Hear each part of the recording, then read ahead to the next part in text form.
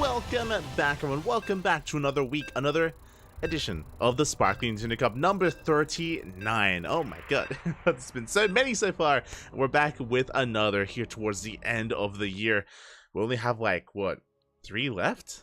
We're getting there. We are getting there. And of course, this is our bi-weekly open tournament to all regions. We have a lot of region-locked events, that's true, but Sparkling Tuna Cup is open to all. And we are diving into our first series, our first best of 3. It is going to be a PvP.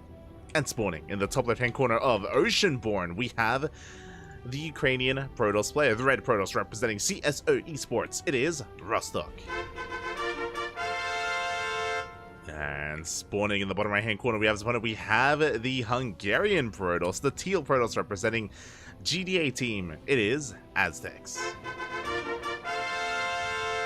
It has been quite some time. It's good to be back here once again with another Sparkling Tuna Cup.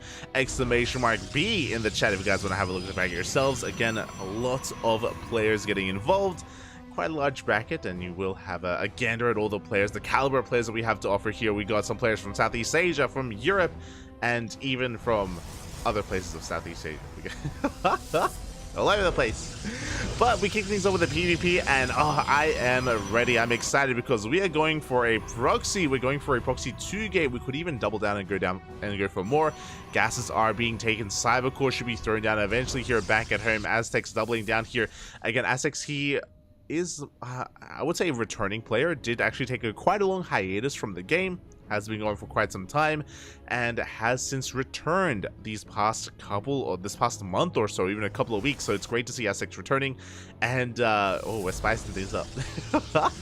We have a 2-gate opener here from Rostock. Rostock. He's going to be going for a scout across the map. Going to be sending out his probe, trying to get a read on what is going on. Eventually he'll come across the fact that the pylon is missing and the gateways are not back at home, as Zelts are on the way soon to be stalkers behind this, as the cybercore is just now going to be thrown down. Rostock comes in. Rostock confirms, hold up, where's your gateways, where's your pylons, where's your stuff? The gas steal, you love to see it. Goes for a gas steal as well, just to limit the amount of gas that Aztecs has available to his all-in, as Zealots are going to be waddling on in towards that main base. So far, the wall is a wall. We have Adepts on the horizon as well to help defend, to help try to deal with this. We should be seeing some shield batteries momentarily as well. Ooh, you can even see Aztecs across the map here, trying to expand, and Rostock, he's here to stop him. Oh, you have major beds sleeping it. We have that shield battery on the way. Adepts have arrived. This gateway is going to be taking quite a lot of damage, though.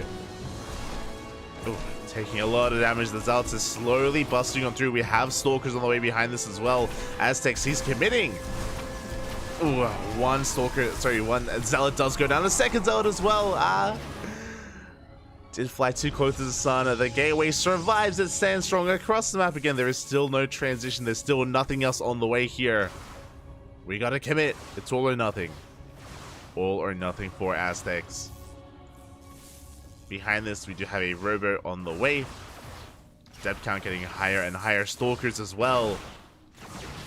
And eventually, we should be able to bust on through as we get a couple of free hits in on these Zealots. First Zealot goes down. Second Zealot as well. There are only Stalkers left. Aztecs trying to get up into a higher Stalker count. His proxy has been spotted, has been found out. We do end up committing here to the dive. And we should be trading Stalkers for Stalkers. Up. So there we go. We trade 1 for 1. Additional Stalkers have arrived. There are 3 here. We're going to be able to shoot back Rostock. At the same time, across the map, Aztecs can finally expand and take... I say expand. Can finally take a second gas geyser and throw down the rest of his gateways. Again, he's attempting to transition. We do see an Immortal on the way. A gateway as well. And essentially, Rostock is going to be going for his own counterattack. His own all-in. Ay.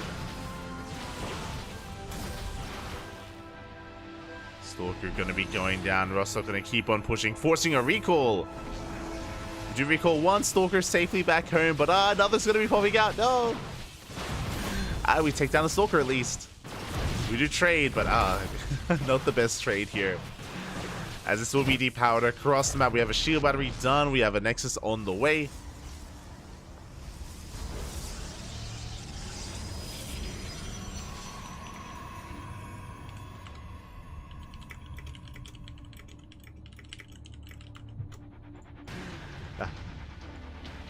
As Aztecs is going to try to transition out of this. You know, he's working on a Nexus, he's working on a Stargate as well for Oracles, for Void Rays. Meanwhile, he has to try to defend back at home, and we have an Immortal!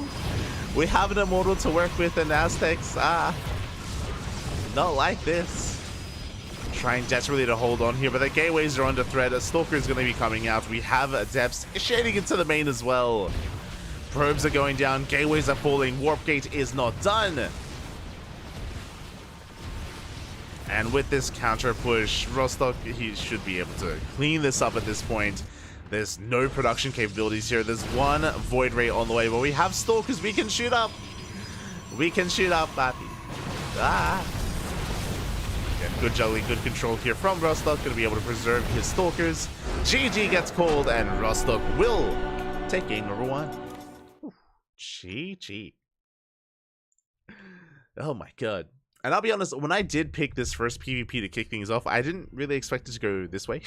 I wasn't quite expecting it to take this route, but I'm all for it. I'm all for it here. Again, Aztecs, he is a returning player, and back when he was active, he wasn't the cheesiest. I do recall him playing straight up in macro, especially against Zerg players. But I guess because we have since returned Aztecs, he knows his strengths, he knows his weaknesses. He's going to have to try to bring it all back here. And yeah, we're going to be forced into game number 2. Here we go.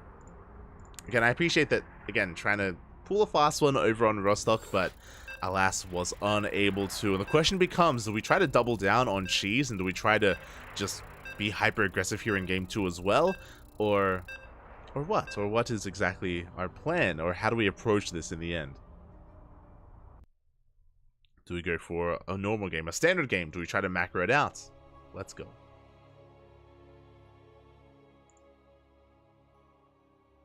Let us go.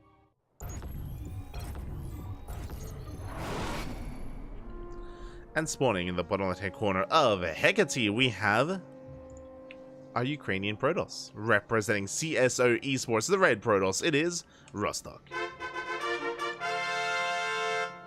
And spawning in the top right hand corner, we have the Hungarian Protoss player, the teal Protoss representing GDA team, it is Aztecs.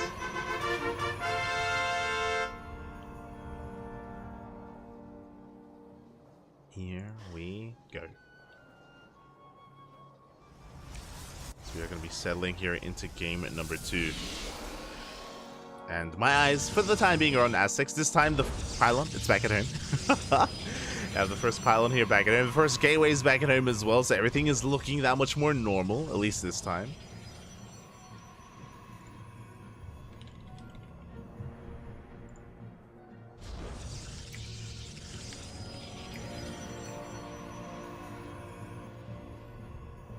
And our probe is going to be moving out across the map. Again, Aztecs, everything looking that much more normal. Looks like a 2-gate opener here from our blue Protoss player. Likewise, Rostock going for his own 2-gate as well. And this time, everything is looking as it should. This time, everything is going to be on the up and up. Where do we go from here, though? That's the question. We can still double down onto a 1-base all-in. We can even go for something like a 2-base all-in as well. Aggression is still on the table for Aztecs. Could even do something crazy and go for a Twilight Council out of the map and go for something like a Proxy Dark Shrine even. PvP, the world is your oyster.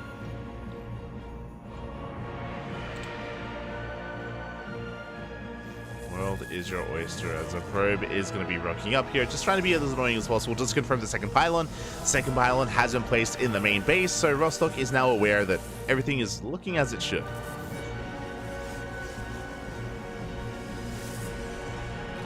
Looking as it should, and now we have our first couple of units on the way. It's going to be double Stalker out of Aztec, going to be double Adept here out of Rostock. When it comes to our openers here, when it comes to our first couple of units, it does dictate kind of the aggression or how our players want to approach this, with of course the double Adept. Rostock wants to be in the face of his opponent, which makes sense. After being a lead in this series, I'm sure he wants to be the aggressor now. He wants to be in the face of his opponent to see how he likes it, see how Aztec likes it. Aztecs. We have our Twilight Council follow-up as well. That is our current tech of choice. Likewise, Aztecs going for his own tech, going for a Stargate hidden behind the mineral line as well.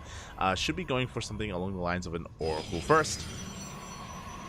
Ooh, as we're doubling down, that is the third gateway. Uh-oh. That is the third gateway. We do have, I wonder, a probe not quite out on the map. Oh no, there we go. Probe is being sent out on the map. This is looking like a one-base all-in. Looking like a one-base all-in. Talkers, they have arrived. They try to chip away at the pylon, but alas, reinforcements have arrived for Rostock. We're going to be able to shoot Aztecs back. Adept's going to be shading on in, and I imagine a proxy is going to be upon us. So far, the wall is solid. Rostock does not get into the main base. Shield battery is done. We fully wall off. Void Ray in production. Looks like Aztecs has recognized what's going on, has recognized that something is amiss, hasn't seen the additional gateways, but did, of course, confirm the lack of expansion. And there it is. There is the proxy pylon, soon be followed by a proxy gateway. So it's going to be a one-base, four-gate blink all-in from Rostock. Aztecs going to try and hold on here back at home. Does have a shield battery, does have a decent stalker count, Void Ray on the way as well. This isn't looking too bad here for Aztecs.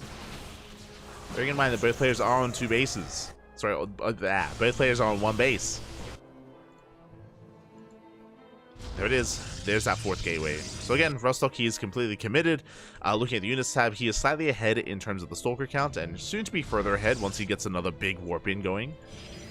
Meanwhile, we need some shield batteries. We need shield batteries here on the low ground to support. There are no shield batteries whatsoever, no overcharge. Aztecs is going to be pushing out. Likewise, the army is going to get spotted.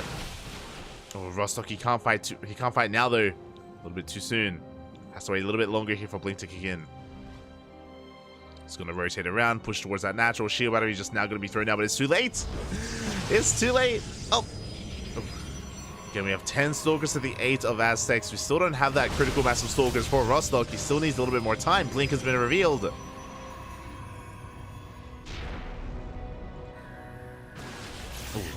nice dive on that stasis trap. Push on forward so far. Again, decent Blink, saving, preserving our units. Push on forward, going straight for the shield battery. Shield battery barely does survive. Forces a cancel. Yeah, Void Ray goes down as well, and Aztecs is in a lot of trouble. Not like this. Not like this, Papias. So yeah, we do get kills on those shield batteries. And it's just too much at this point. It's just a numbers game. GG is going to get called. Rostock, he snowballs out of control. Does take game number 2. And the series 2-0. GG. GG, well played. Rostock does game 1. Survive the all-in. Able to assert himself. Able to assert himself in that first game. And here in game number 2, pulling out and whipping out his own all-in instead. Able to turn the tables here on his opponent. Turn the tables on Aztecs. And take it in the end. GG, well played. Regardless, I do appreciate seeing Aztecs once again. Again, he's a returning player. Someone who's been away for quite some time. And it's really cool to see him returning to the competitive scene. And it's still hard for me to judge kind of where his skill is at, and what he's looking like. I don't know if he wants to commit as hard as he once did. I don't know if he wants to like double down and you know, be active or as active as he once was, or if he's just dropping by. Still uncertain. But regardless, it was really great to see him, and you know, with that, we do say goodbye to Aztecs for today, and Rostock will continue on into his next PvP. Let's go. Let us go. As we get ready here for our next matchup, exclamation mark B in the chat if you guys want to have a look at the back of yourselves. As we switch our scenes over, and we are a little bit zoomed in there. One moment. Gonna have to make that. Oh, that's too small. Hold on. Bam. There we go. I'm gonna be catching up here with some of the updates here on the bracket and going over the bracket itself. From the top, we have Oriana versus Azura in a TVP. I was very tempted. I was very tempted to dive on Oriana versus Azura, but I also wanted to cast Aztecs again. After a very long time, wanted to cover him and give him a little bit of limelight after quite a long hiatus. So I was more than happy to dive on that. But again, Oriana versus Azura, that's going to be a pretty close TVP. Hard to call which direction that's going to go in. For those wondering, Oriana, of course, came second in GPO last night, second only to Nice. And I do think he's pretty comparable or even favored against Azura. So best of luck to the Italian Protoss going up against the Chinese Terran. Scrolling down a little bit further, we have Middle VK going up against Dave Latos. Going to be going up against a more amateur player. Middle VK is going to be the favored player there, but best of luck to Dave Latos to see if he can call some kind of crazy upset. Big shout out to Middle VK because he did last night debut in WTL. He played for Psystorm Gaming for the first time. It was really cool to see. Really cool to see Middle VK. Really cool to see him kind of step in and fill in. That's the word I was looking for. Fill in for Geralt, as he was MIA. As Geralt was missing in action last night, and we were able to bear witness to some more of these, or to Middle VK in his debut. Scrolling down, we have Rostock advancing on to face off against Night Phoenix in the next round in another PvP. That is our next series that we're going to be covering. And scrolling down a little bit further, we have Demi versus Soothslayer. I'm very unfamiliar with Soothslayer. They joined our Discord just before the tournament, so I'm not too sure how that's going to go. Of course, Demi's going to be coming in as the favorite player. Best of luck to Soothslayer as he does compete against Demi and the other C Zerg players. Just got an update. Middle VK did advance on. Again, coming in as a favored player and going to be going up against Go Joey in the next round. Oh, that's going to be a spicy one. Do look forward to that.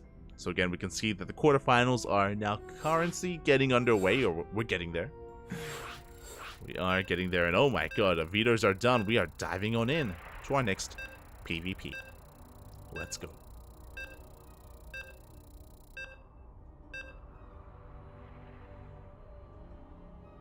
Here we go. Big shout out to the other people in the chat. No Chesk. Kashim, hello Kashim, Aistan in the chat, Wormshick, Dzień dobry, Babyling as well. See Pikachu, Frost. Good to see you all. Good to see you. See Legend K cheering for his boy, of course. One of his own. But now we're getting into our next PvP, and spawning in the top left-hand corner of Hardlead, we have the Ukrainian Protoss player representing Hot-Headed Gaming. It is Night Phoenix.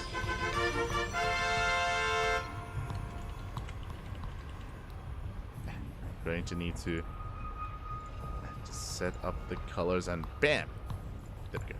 And spawning in the bottom right hand corner, we have we have the other Ukrainian Protoss, the red Protoss representing CSO Esports. It is Rostock. Good, the PvPs are upon us. Once again, they continue. They do continue here, and Rostock was able to, again, really flex his range in the last game. I say flex his range. Well, again, game 1 was able to defend an all-in. Game 2 was able to execute the all-in from the side of Rostock. Likewise, Night Phoenix can be a very aggressive player. We have seen a lot of aggression, a lot of two-base play out of Night Phoenix in the past, and I wonder if that's going to continue to be the case here. Again, both players are, of course, from the same region. Night Phoenix, I would say, is the favored player at the moment. I would say when it comes to the top players in Ukraine, it would be Night Phoenix and Dimaga. I think I would say that they're the top 2 at the moment. But we have seen a lot of like rising players like Gref and Rostock.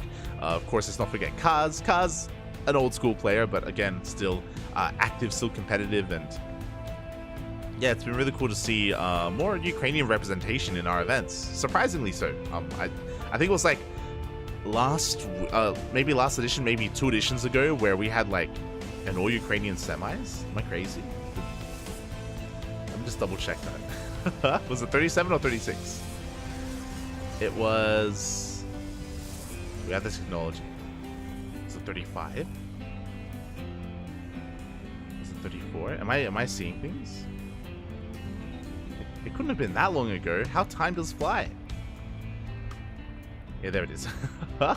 It was, yeah, it was 33 where we had Rostock, Dimaga, and Night Phoenix in the semifinals. But yeah, really cool to see. Really cool to see the active regulars coming in strong. But for now, we're getting into our 2-gate opener from both players. It's going to be 2-gate Stalker here from Rostock, shutting down that probe. Meanwhile, across the map, we have a 2-gate Stalker opener as well from Night Phoenix. The big variation here is it looks like Rostock plans to expand first. Meanwhile, Night Phoenix has gone for tech, has gone for a faster Stargate. Rostock with a more delayed, Robo and a second, let's go. That is not going to be expansion out of our Protoss. We do have a 3rd gateway and a Robo. Looks to be a 1-base all-in from Rostock. Night Phoenix is going to be expanding. Now with this Stargate open, this should be for some Oracles to zoom across the map to get some economic damage done here in the mineral line. There it is, Oracle is on the way. And as it gets economic damage done, Rostock is going to be doubling down here with his all-in. Stalkers on the way. Soon to be a War Prism to reinforce as well. Night Phoenix is going to be moving out. Night Phoenix still has to get a read of what's going on. Still is in the dark. Still has no idea. No idea that there is no expansion. Oh boy. And here we go. Night Phoenix is going to be moving out. Does get eyes on the army. Does see 6 Stalkers. Does notice all 6. Is going to have to back off. He's going to have to retreat for the timing again. Still hasn't really confirmed much. Oracle's moving out. Okay, safety Void Rays on the way for Night Phoenix. Has recognized that something is wrong. Something is amiss. Up. As one Stalker went down and we're chasing them down even further. Oh, getting so much damage done. Oracle dives into the mineral line, but there's a shield battery. And we won't be able to get much done. We get 1 probe, maybe 1 worker. That is all. Back at home, we have a shield battery, we have an overcharge. Looking at the units tab, we have 9 Stalkers to the 5 of Night Phoenix, so we have that Void Ray on the way. Void Ray comes out just in time. Night Phoenix barely holding on. Takes down the Stalker, trades 1 for 1, 2 for 1. This Oracle, of course, in the back line, waiting to dive in once again with that stasis trap. Here comes that Prism. So Rostock, he doesn't really have Blink, but he has defensive Blink. He can juggle with that War Prism as long as he keeps it alive. Again, he has a bit of production. He has 3 gates as opposed to the 2 of Night Phoenix. We're pushing in. The Void Ray. Oh, takes some heavy hits. It gets 2-shot. The overcharge 1 second too late does not save the Void Ray. Slow reaction there from Night Phoenix. Second Void Ray in production. At the same time, massive stasis trap in the main. It goes off, catches more than half of the mineral line. Rostock continuing his all in. The boys, they have to be pulled. Bit of rough movement there from Night Phoenix. But the Void Ray has arrived. Weaken Forces back in. This army is so battered and bruised. So much of it isn't deep in the red. And the War Prism goes down. We chase it down, and Night Phoenix, it looks like he has held. May have lost 5 workers, but shuts down the main army. We have some slow Warpins here from Rostock. But alas, there is still just too much here. Too much Protoss. Too much yellow Protoss. As we're going to have to respect this. Going to have to back off. Reinforcements are on the way. Again, Night Phoenix still has an overwhelming Stalker count. Up 1. Up. Good control here at Night Phoenix. Pulling back some of these weakened Stalkers. Oh, God. And it's just too much. GG gets called. Night Phoenix will take game number 1. GG. GG, well played. Oh, that was quite intense and I was concerned that maybe it would take too long to scout. Likewise, the first Void Ray went down very quickly for Night Phoenix as well, but Night Phoenix was able to hold on just barely in time, again with the shield battery, with the overcharge, recognizing what was coming his way, having the foresight to actually make Void Rays as well. GG. GG does hold. And now we're going to be getting into game number 2. Game number 2. And with that, a big shout out as well to It's PCH in the chat. Thank you so much for the raid. Hope you had a great stream. Hope you had a great ladder session, I assume. Hope you had a good time as we are settling into our second or into the quarterfinals of the Sparkling Tuna Cup. If you're maybe tuning in for the first time, you're like, hold up, what's going on? What's happening right now? This is one of our own. This is our own bi-weekly tournament, open to all regions. Open to all regions, all shapes, all sizes, all MMR ranges here on the CranKy Ducklings. There you go. So yeah, we host this event every 2 weeks as long as we're not colliding with the qualifier or something like ESL Masters. We try to host our event as consistently as possible. But here we go, we're getting into game number 2, and spawning in the bottom left-hand corner of Solaris, we have the Ukrainian Protoss, the yellow Protoss representing Hot-Headed Gaming. It is Night Phoenix. And spawning in the top right-hand corner, we have his opponent, we have the red Protoss representing CSO Esports, the Ukrainian Protoss. It is Rostov.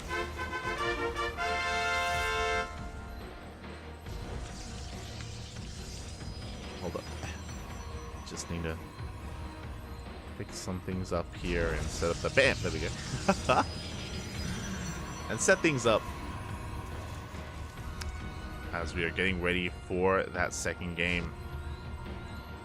Again, Rostov just whipping out the one-way soul in once again. Didn't quite find the success that he found against Aztecs. And we'll see how he approaches game number 2. So far, 2 gate openers. 2 gate openers all around from Night Phoenix and Rostock. Everything looking as it should. Probe's going to be moving out for a bit of a scout. Going to be coming across each other. And their goals here are to scout the first 2 units coming out and also to confirm if the second pylon is thrown down in the main. Do need that confirmation. Yeah, exclamation mark B in the chat if you guys want to have a look at the bracket yourselves. Bracket is available. Probe dips in. We have the second pylon here in the main for Rostock. Likewise, the second pylon here behind the mineral line for Night Phoenix as well. So everything is looking as it should.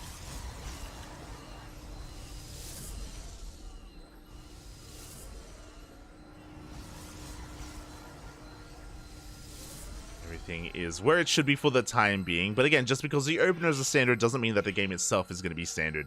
As is on the previous game, once this probe goes down, we can just throw down a third, even a fourth gateway, a Twilight Council, a Robo, delay the expansion. I'm curious if that's going to occur here. Now, pylons are on the way, but if you remember, Rostock had the pylon on the low ground last game, and he did not expand.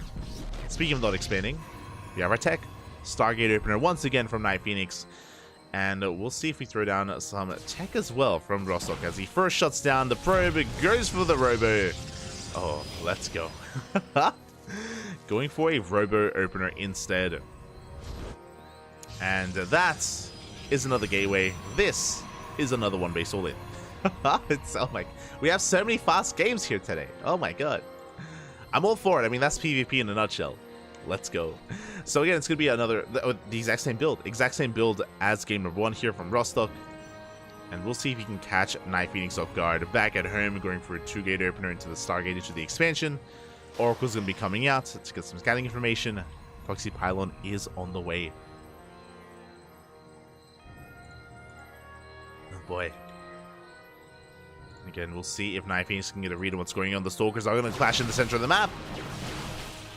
Night Phoenix taking some extra hits. Yeah, taking some extra damage, is going to have to back up. Behind this, War Prism is on the way. Should be getting some slow Warpins even across the map to help reinforce if need be. And here comes that Oracle. Misses the pylon. Zooming across the map. And because of its angle, it should also confirm the lack of expansion. There we go. Catches some of the army. Oh my god. But does rotate around, heads towards the natural, sees the lack of expansion, and we have, yeah, the Void Ray on the way nonetheless. Night Phoenix aware of what's going on. Going straight for that mineral line. Going straight for the stasis. We do react. Oh, we do react in time. Only 2 probes get caught. Much better reaction here compared to the previous game. At the same time, we're diving on forward. 2 Stalkers go down. 3! We're bleeding out too much. Rostock. 3, 4 Stalkers. Ay. That was a brutal trade. Rostock losing 4 Stalkers to 1. Just not paying attention at a crucial moment. And Night Phoenix is looking to chase him down, using the speed zones here to catch up. Oh my god. And just like that, the all-in is turned on its table, going straight for the War Prism. Prism is going to go down. And we can go toe-to-toe Stalker v Stalker. And decent kiting here. Looks like we force a recall even. Oh my god. Night Phoenix will recall back home. But again, behind this, we should be getting another Void Ray on the way. Additional Stalkers as well. Losing the War Prism was huge, and Rostock, he's just lost so much momentum here. Look at Unisaw stab. Rostock lost 9 Stalkers to the 5 of Night Phoenix. Oracle still alive. Oh, big stasis trap into the main at the same time. Did run out, but it happened.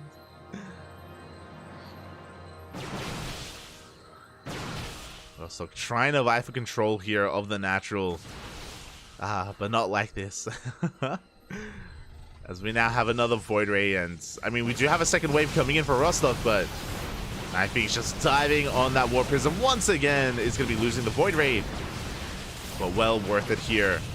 As we deny the War Prisms, we deny the reinforcements. GG gets called, and Night Phoenix will take game number 2 and the series 2-0. GG. GG, well played. Congratulations. Congratulations to Night Phoenix for taking it in the end. For taking it in the end here, and for advancing on to the semifinals in record time. My condolences to Rostock. My condolences. Did attempt to oh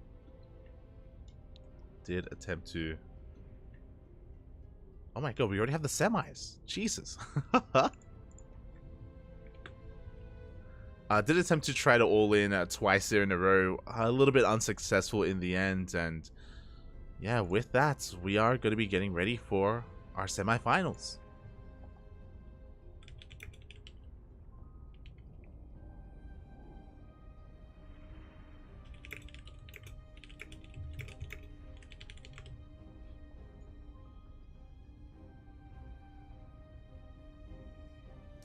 Getting ready for our semifinals, which you already have. Sorry, I was just messaging some players. Just messaging some players here, as we do have a look here at the bracket itself. All of the first round has concluded, and Oriana did take down Azura 2-0, advancing on to the quarterfinals. My condolences to Azura. Much love, but yeah, it did go down here to Oriana. Oriana has been on fire recently, so did come in as the favorite player. Meanwhile, scrolling down a little bit further, we have Gogojoy still mid-series against Middle VK. We have Demi taking down Soothslayer, and Mio Micah is MIA. Unfortunately, Mio Micah let us know that that he is actually at a family reunion. He's at a family gathering, and he is unable to participate today. So Mio Micah will not be competing, which means Demi gets the walkover, and Demi is going up against Night Phoenix in the semi-finals. Already. Already. It's going to be a PVZ. Just getting all of that set up and ready to go.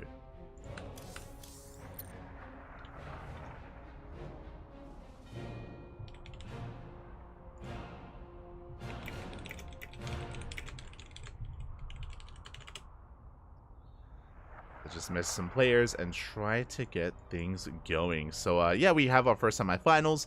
Of course, both semifinals will be casted here on the channel. Going to be going for Night Phoenix versus Demi, and then the upper semis, which will be either Cristiano, Oriana, Gogojoy, or Middle VK.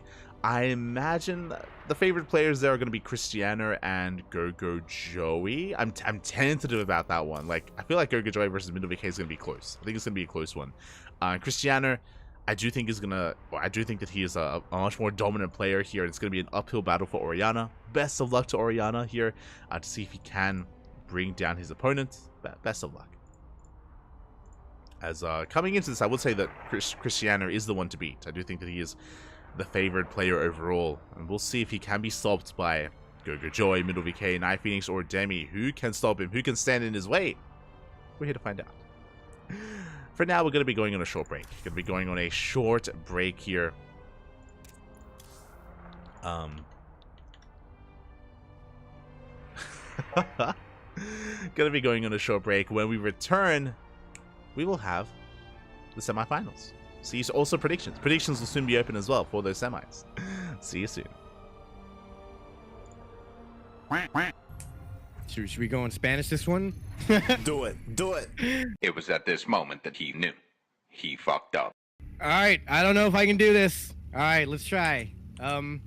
Aquí, en esta esquina de la mapa, es un Terran player. Es rojo, es rojo. Y a la izquierda Ooh. I think, I don't know my directions Yeah. perfectly, but I believe it's izquierda. Yeah.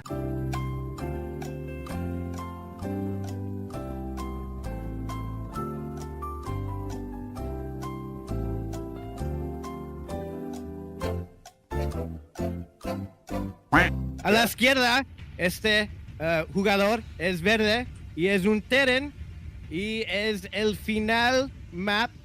Sí puede ganar, yo creo. Es Boga. ¿Y juntos qué son? Y juntos son los antimancos. We did it. We did it. That was better than what I could have done. It was better than what I expected. En el sur, en el derecho, izquierda, derecho. Aquí en la mapa, en la esquina tenemos el azul Terran, tenemos Marea y su what's teammate?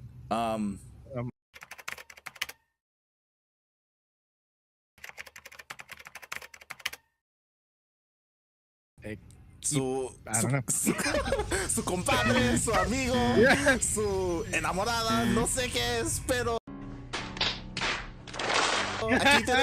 aquí tenemos el Protoss, es azul, es Derki y juntos son el equipo, los lamas. Los llamas. How do you say llama in Spanish? Llama, yeah, maybe. Right? Just llama? Yeah. I don't know either. I completely skipped trying to go for north or south. That was going to be an impossible one for me.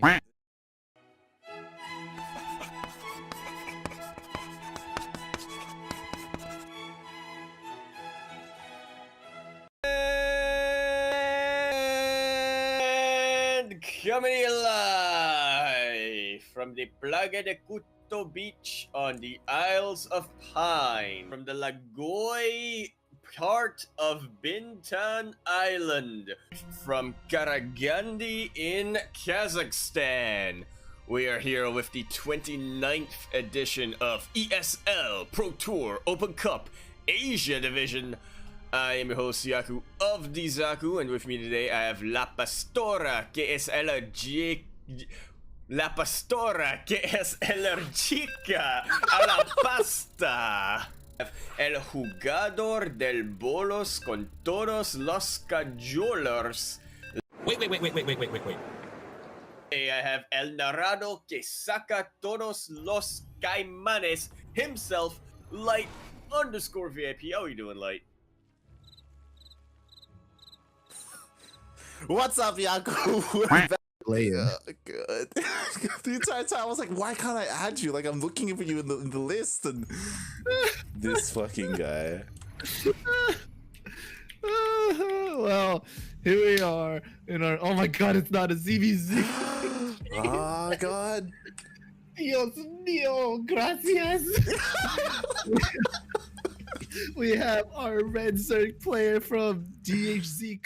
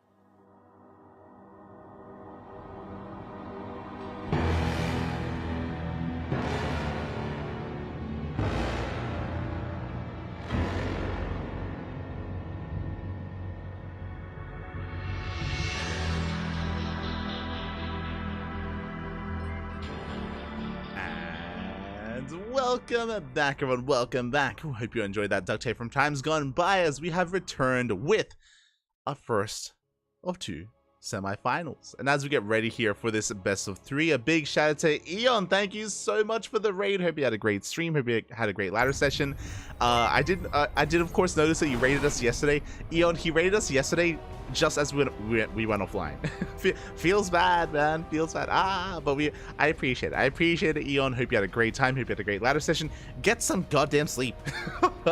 You're an animal. It's deep in the night there in the Americas, papi. Get some rest. Get some rest. But I appreciate it nonetheless. We appreciate it nonetheless as we dive into the semis. And here we go in the top left-hand corner of Hard Lead. Oh, good. Of Hard Lead, we have the Ukrainian Protoss player representing Hard-Headed Gaming. It is Night Phoenix. And spawning in the bottom right-hand corner, we have the Indian Zerg player representing Maturino Esports, the Red Zerg. It is Demi. And if you're in the chat, place your bets because you have a couple of minutes for predictions. Predictions are open in the chat. So best of luck. As you place your bets on who you think is going to be this week's finalist, will it be a Ukrainian Protoss or our Indian Zerg player? It'll be one or the other. And which? I mean, hard to say. These two, they have gone back and forth here in our tournaments in the past. It isn't cut and dry who is the stronger player, so I'm ready for it. I'm ready to bear witness to what our players have to offer. Of course, we saw Night Phoenix just defend against cheeses all the way to the semis, but Demi is known to cheese sometimes, true. And on a map like Hard Lead, this would not be a bad map for it. We have seen Demi go for these like 19 drone Ling all-ins time and time again against Protoss, but we'll see if that's going to be the case at any point in this series, or if we go for something a little bit different instead. For now, again, hatch gas pool standard opener out of Demi, likewise a gate expand here from Night Phoenix into that cybercore. Here we go. Also just trying to set up an alias as well. Night Phoenix. Meow. Beautiful.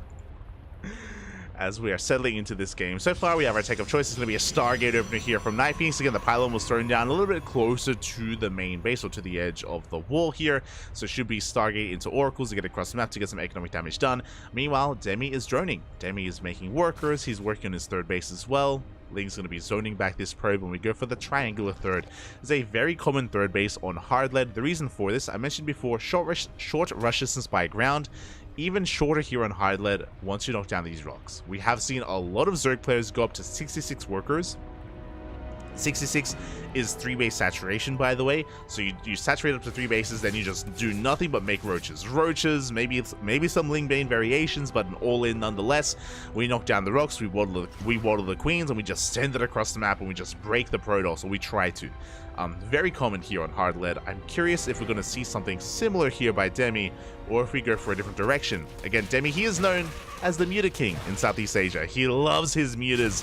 If he can get there, he can make some magic happen with them, but the say shade into the natural base. 3 drones are going to be going down. Pretty good damage so far.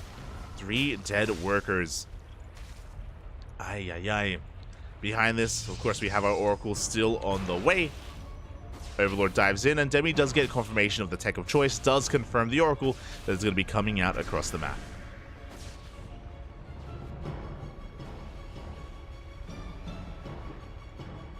He is aware. Likewise, we have the Oracle actually going to be staying at home here, just making sure that we can expand and take a third base.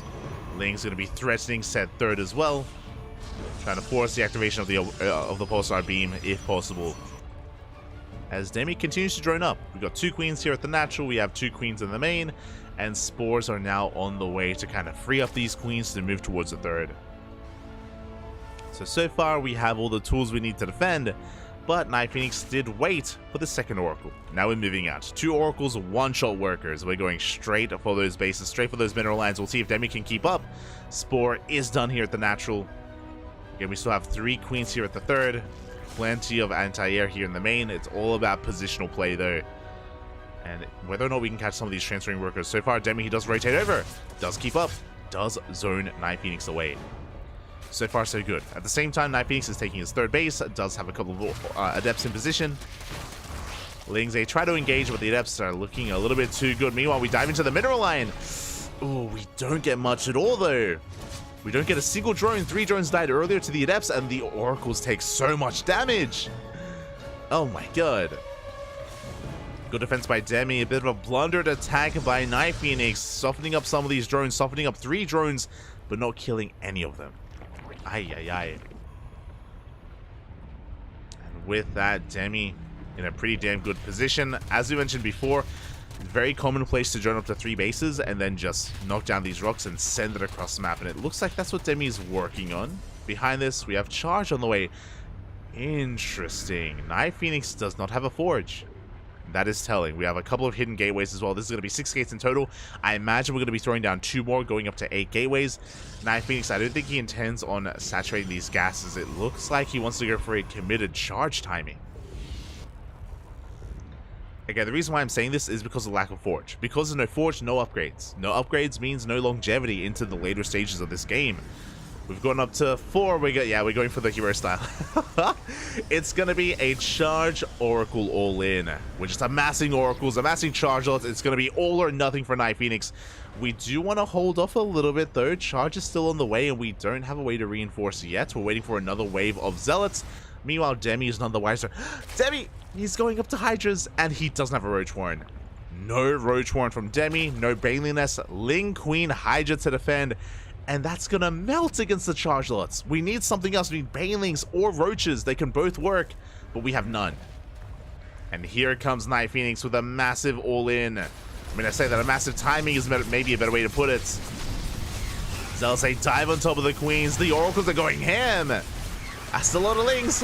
But the Lings are going down. The Zealots, they get on top of the Queens as well. And we can just make our way towards that natural base. Have our way with everything that there is left. And we focus down Queen after Queen. Hydras are coming up. But again, what are Hydras going to do against these Zealots? Nothing. They're going to die.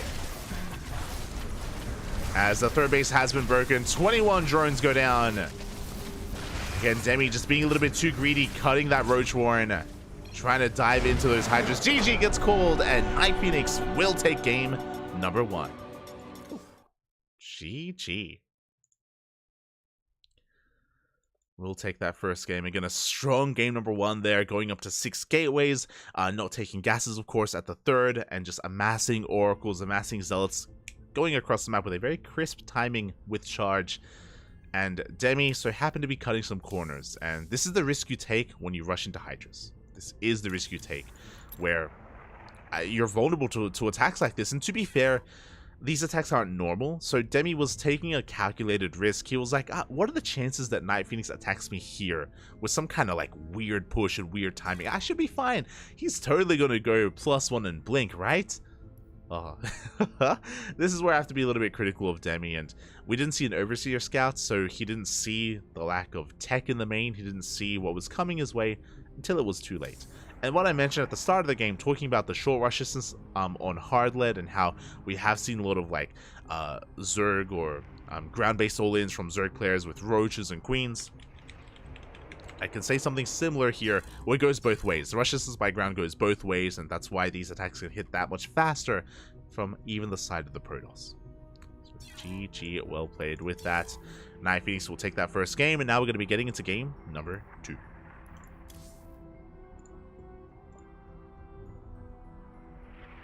Getting ready for it. Just gonna be hopping servers. We're hopping back and forth between Europe and North America, so that's why these lobbies are gonna take a little bit longer to actually make. But we're getting there.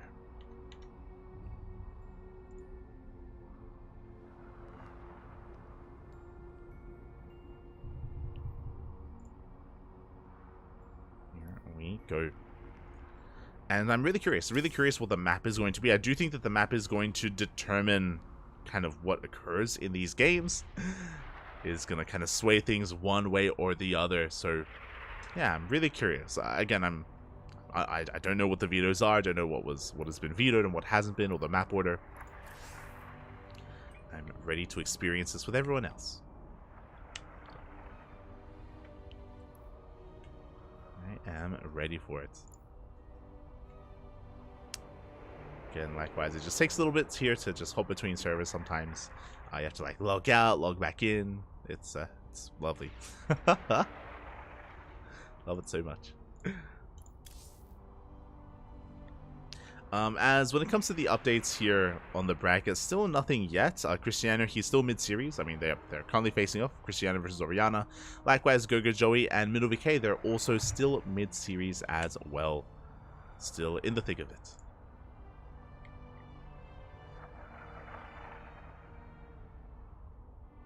Again, we will be jumping on that upper semifinals as soon as we can. Or as soon as we wrap up here. So we're already kind of nearing the end of the broadcast. A lot of these matches have been really fast. A lot of really fast games, really fast matches. So this tournament going by relatively quickly, which I'm okay with. I mentioned before, but WTL is in 2 hours. WTL is in 2 hours, so ideally we can kind of line it up where we wrap up Sparkling Tuna Cup, and then we can get into WTL soon thereafter. Go from one right into the other. I am a little bit anxious. I'm a little bit concerned that maybe we may run over time, and hopefully that isn't the case. Hopefully we don't miss out on World Team League. I think fingers crossed, fingers crossed.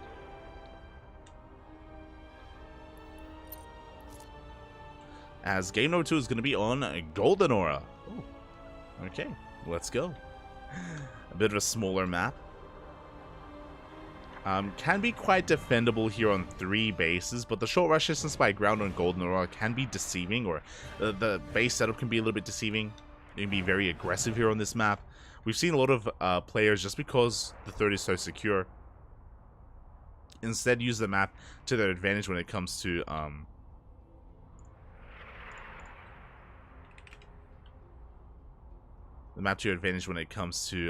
denying the 4th base, containing your opponent to 3 bases, and just never allowing them to take a 4th, let alone a 5th.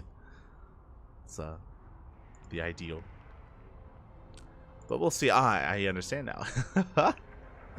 It does look like Night Phoenix has... We're going to be playing on the Singaporean server. We're going EU, then Singapore, then EU. And Night Phoenix does have Singapore blocked and is trying to figure out how to unblock it. I understand. So just some firewall issues here, and hopefully they can be resolved. Hopefully. For those wondering, this is a thing that happens on the NA server. Just because, if you're unfamiliar, the NA server, the quote-unquote NA server, the NA region, the Americas region, has multiple servers on it. It has Singapore, Brazil, Australia, US Central, US West, and US East. And you actually can't choose what server you play on when you ladder at the highest level, like GM, basically. You don't get to choose, you just play wherever. So the way that players work around that, if they don't want to play on Brazil, for example, or Singapore, they actually block servers with their firewall, and that's kind of their workaround for it. It happens a lot. Like, I know Australians use that. I guess Europeans use that as well. Which means if you're ever playing in a tournament like this, you do need to unblock those firewalls. You need to open them up to actually play on some of these servers. Let's go. This actually happened when I was casting with Asher, because Asher has US East blocked and US Central as well. So whenever we would cast, sometimes he'd be like, I can't join your lobby. I have to unblock the server. Sorry, I have to open up the ports essentially. And it happens. It happens. Fun fact. But here we go. We're getting into game number 2, and spawning in the top left-hand corner. Oh, should fix this. There we go. In the top left-hand corner of Golden Aura, we have the Red Zerg player representing Maturino Esports from the land of India. Down in the series, looking to fight back. It is Demi. And spawning in the bottom right-hand corner, we have his opponent. We have the Ukrainian Protoss, the yellow Protoss, representing Hot-Headed Gaming, leading the series 1-0. It is Night Phoenix.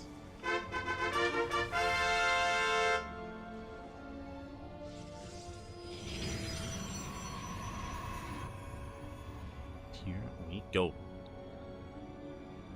So far, so good. We do have a hatch gas pool opening here from Demi, able to take his natural on location, right where he wants it to be. Likewise, Night Phoenix setting up for a gate expand. Like, no kind of big signs of aggression, no early gases, no early pools. Likewise, no forge or kind of proxy pylon. Everything looking normal for the time being. And again, we can talk about the features of this map as well. I mentioned before, but this three-way setup is very secure. Expanding in a linear fashion, it is very difficult to break this, and we've seen players who are maybe down 30, 40, 50 army supplies still take fights. Not necessarily able to like break the opponent, but just hold here on top of the ramp, hold here on these bases, and it can be very difficult to actually break this position. Very easy to overextend and throw away an army. So once we get up to that point, it is going to be difficult for a player like Demi to break Night Phoenix. Likewise, this fourth is a little bit more exposed, especially if these rocks get knocked down. You can attack from multiple different angles. Likewise, this low ground fourth as well is far more exposed. So that's typically where a lot of aggression is going to be taking place, especially as we get into the mid game at the fourth bases. If we get that far. Likewise, we've also seen a lot of Zerg players be hyper greedy on this map, going for gasless openers, relying on queens to defend, and conserving their gas and going to fast layer timings. I'm saying that because, again, Demi, he's known for his muta play, and I wouldn't be opposed to even rushing into mutas on a map like this. It would be a good way to kind of bypass the defenses and try to get economic damage done. We'll see. For now, third hatchery is on the way. Oh. And as we get ready here for our next game, a big shout out to Facer in the chat. 213, thank you so much for resubscribing for 5 months. Oh my god, the tuna jam. We're jamming in the tuna. Thank you so much for the support. We appreciate it. We definitely do appreciate it. All the money that we make here goes towards tournaments like this, goes towards the Sparkling Tuna Cup and Grand Platypus Open and the Tenacious Turtle Stars. All our events, So thank you. Wouldn't be able to run it without the support that we get, so we appreciate it. Meanwhile, oh, this is a little bit out of left field. Okay, so we have Night Phoenix going for a Stargate opener into a Void Ray first. The Void Ray is going to be shutting down these Overlords, keeping Demi in the dark, and we see why. We have a Twilight Council follow-up with another gateway. This screams Glaive Adepts. There we go. It's going to be 4 gates in total. We're going to be delaying the third base here. Demi, he's in the dark. He's still not fully aware as to what's going on. Void Ray comes out. We're looking for that Overlord. So far, kept safe, kept hidden. Night Phoenix sharking around. There it is. Glaives are on the way. Now, this is not an all-in. Bear that in mind. This is a way to get ahead economically, and we should be expanding behind this. Also, this needs to get damaged. The reason why I say this is because this is a delayed Glaives. This is not a Twilight Council opener. Remember, it was Stargate first and then a Twilight Council. So this is going to hit later than normal, and this is, as a result, going to delay your third base. It's going to delay Blink, delay +1, delay your transition. So this needs to kill workers. If it doesn't, then Demi will get ahead. So the onus is on Night Phoenix, and here we go. The Void Ray does pop out. Going to be shutting down this Ling. Shut down the Overlord. Demi in the dark, trying to get a read on what's going on. Looking at his vision, he did see the third base. He sees a handful of Adepts, but that isn't really the biggest of tells. This should be, though. Additional Adepts have been revealed back at home. Roach Warren's on the way. Additional gases. Working towards a lair. We're going to be cutting workers here at 47, and we need Lings. We need Lings, and we need Roaches as soon as possible. The Adepts have arrived. It's going to be double Void Ray alongside them. Very interesting. Oh, as we commit to the shade, we get into the mineral line. 5 workers are going to be going down. The Void Rays are going straight for the Roach Warren. Oh my god. But the Queens keep up. The Void Rays are going to be zoned away. The Roach Warren will survive, and we have 9 Roaches in production. So far, 7 worker kills. Not too bad. As we shade into that Astral. The boys are being pulled. No. So many workers are going down. That's going to be 14, 15, and counting. 16 drones. And we have Void Rays to defend the counterattack. What do we do? If Demi pushes out with Roaches, then the Void Rays are they're just going to have their way with those Roaches as well. So Demi is stuck at home, and he's stuck with a crippled economy. Knight Phoenix up in workers, third base, getting into immortal production, getting into sentries. Still no blink. That's a little bit concerning, but for the most part, Knight Phoenix is in a secure position. Void Rays moving out. Demi should be going for an all-in. We have Overlord Speed on the way. I believe Dropper Lords are going to be on the horizon. Creep is pushing forward. We have a lot of queens. The Void Ray. How many queens? 6 queens here. Roaches, Lings on the way. Yep, Demi, he's all in. It's all or nothing for our Zerg player. And these Lings are going to be coming in from behind. They're going to surround. Shield battery up. Oh my god, it's going to be saved. Just barely. Queen still waddling forward. Roaches are going to be pushed away, trying to avoid those Void Rays. Ah, I see what I did there. And they will be able to. How many queens? Again, 6 queens. We have 14 roaches, 32 lings. And a couple of ravagers are on the way as well. It's all or nothing. Knight Phoenix, can he hold? We're on to immortals. Demi rotating around, trying to find a better angle of attack. And yeah, pushing up this ramp again is so difficult. It is so narrow. So we bypass the ramp and go straight for that natural. Vile's going to be connecting, going for the shield battery. Overcharge is popped. Its Eastern Force Fields are thrown down as well. The Lings, they cannot bust into the natural. But I believe we don't have any more force. No, we do. We have one more. We have one more force field left. Up, the Lings. They do flood in, but no, the force field does block the ramp, does block the wall. The Lings are running out. The roaches are exposed. And these 2 immortals. These immortals are going ham. Up. They are going ham. We have the War Prism as well to juggle. The War Prism gets focused down by the queens. The Void Rays coming from behind. The boys are being pulled, and it looks like Knight Phoenix has held. Knight Phoenix will shut this down. 1 Void Ray still survives. A couple of workers did fall, but we still have 2 immortals. They've been alive this entire time. These 2 immortals have been going ham, and it's just too much. I say that we're trying to focus down that first immortal.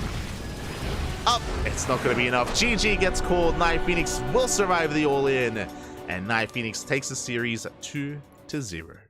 GG.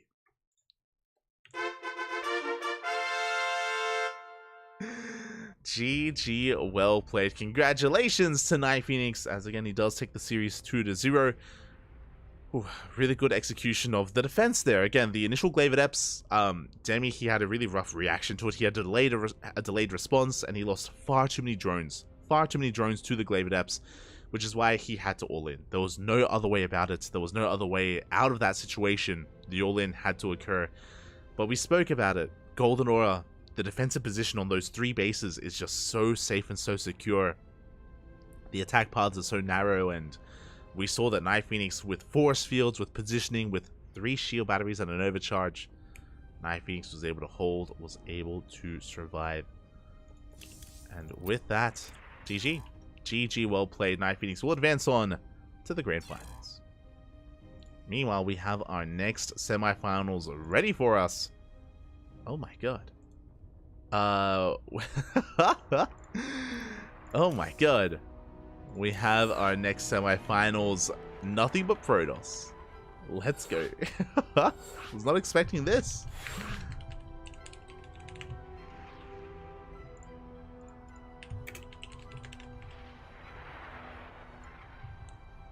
Exclamation mark B in the chat if you guys want to have a look at the back of yourselves, because I'm very quickly trying to catch up here. Very quickly trying to set up the scoreline, because we have our 2 semifinalists. Cristiano did take the series 2-0, knocking out Oriana in the quarterfinals. To be expected. Again, Cristiano, he is the one to beat. He is the favorite player here in the tournament, in the entire event.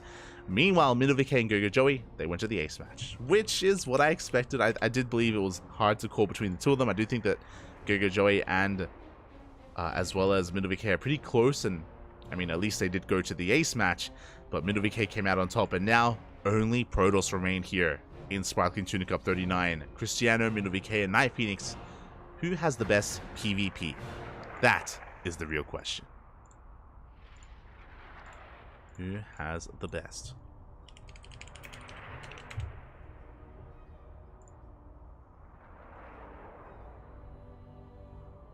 Catching up in the chat.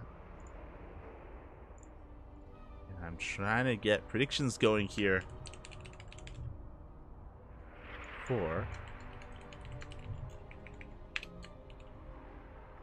our next series.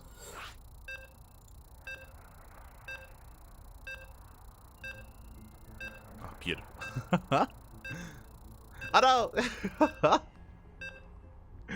We're gonna have to restart. I noticed too late. But we have a ZVP. I don't think this is intentional. I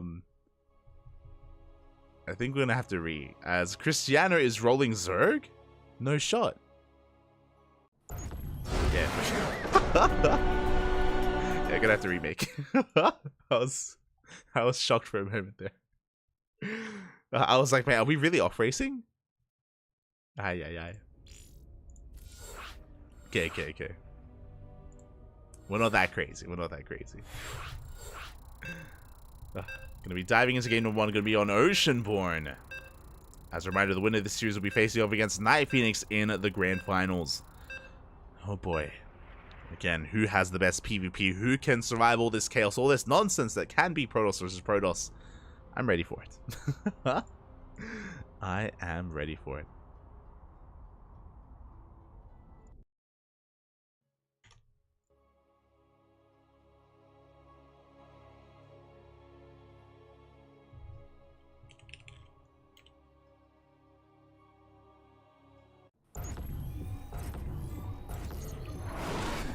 And here we go, we're getting to the upper semifinals, and spawning in the top left-hand corner of Oceanborn, we have the red Protoss player representing Team Blazer. Just took down Oriana to make it this far. It is the Polish Protoss, it is Cristiano. And spawning in the bottom right-hand corner, we have as opponent, we have the blue Protoss representing Storm Gaming. Just took down Go Joey in the quarterfinals. It is Mindel VK. And if you're in the chat, predictions are open. Predictions open. I see in the chat, how does tuna jam even taste? Oh, like tuna. Not bad. Hello, Poisty, New Zealand, and Iceland. Bienvenidos. Of course, I'm sure Wormshake in the chat, cheering for his boy, cheering for his countrymen. And yeah, we'll see how this does unfold. So far, 2 gate openers from both players. Everything looking normal. Everything looking as it should.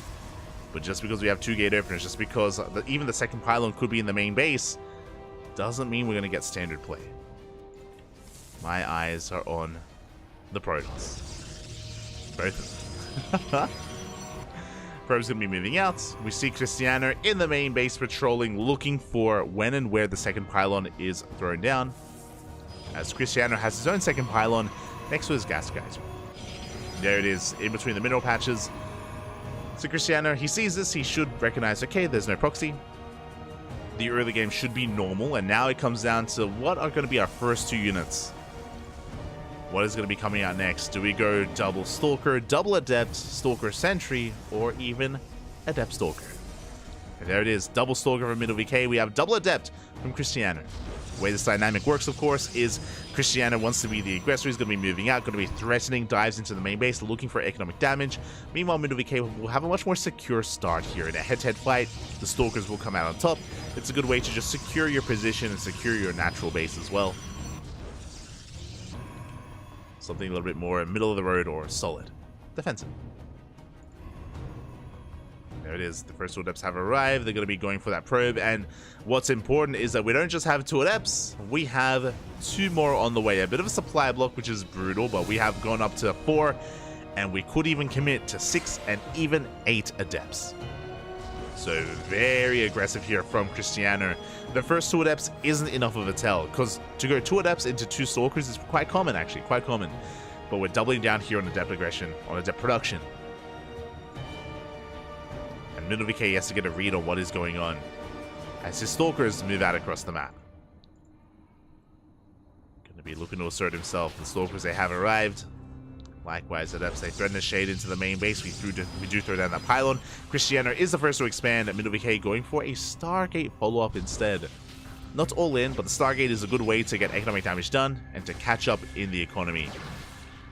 Meanwhile, MinoVK is going up to 3 Stalkers, applying a lot of pressure here to this natural.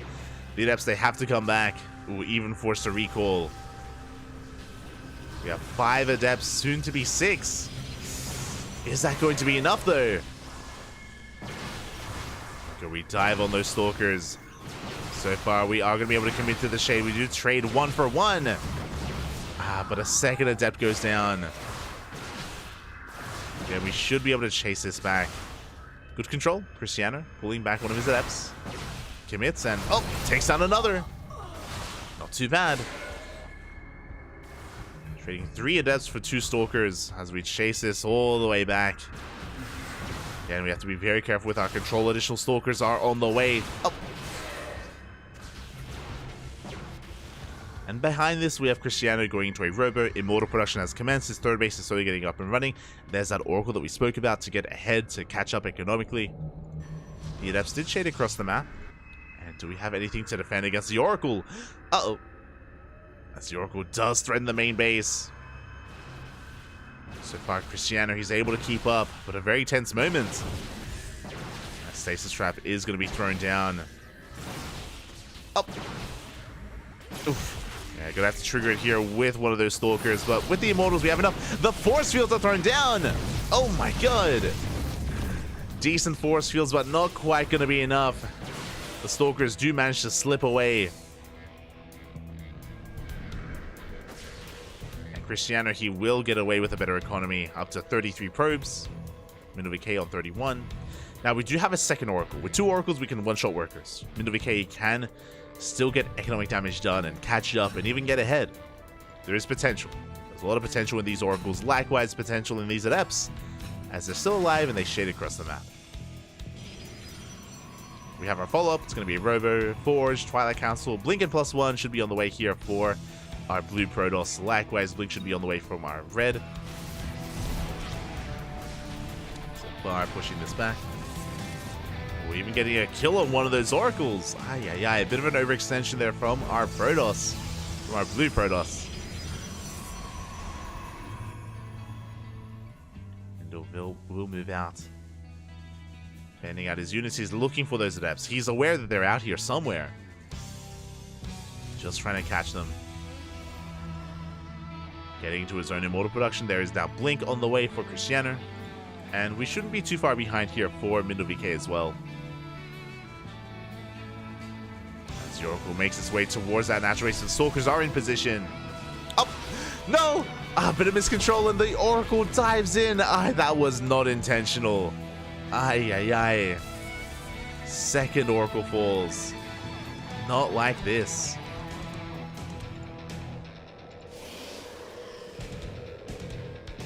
As behind this, we are not going for Blink or Charge. We're going for Glaives.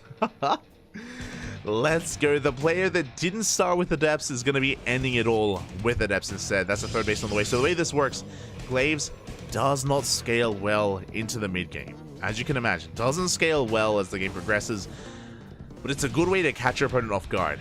Adepts in general, they take a lot of hits. They do a great job at soaking Stalker hits and Stalker damage, Immortal damage as well. So this is a way to just dive, go all in, and try to shade on top of your opponent and commit to a big fight. With, of course, Immortals behind.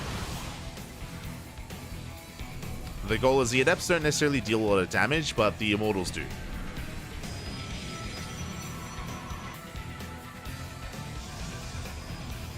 So a crazy maneuver here from MinoVK. He's working on +1 attack as well.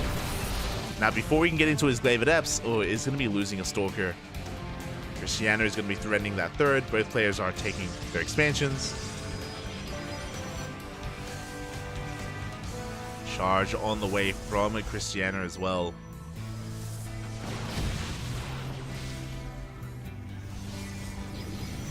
There is that gateway explosion from MinoVK. And getting ready for his push, getting ready for his timing. So far, dancing with the army.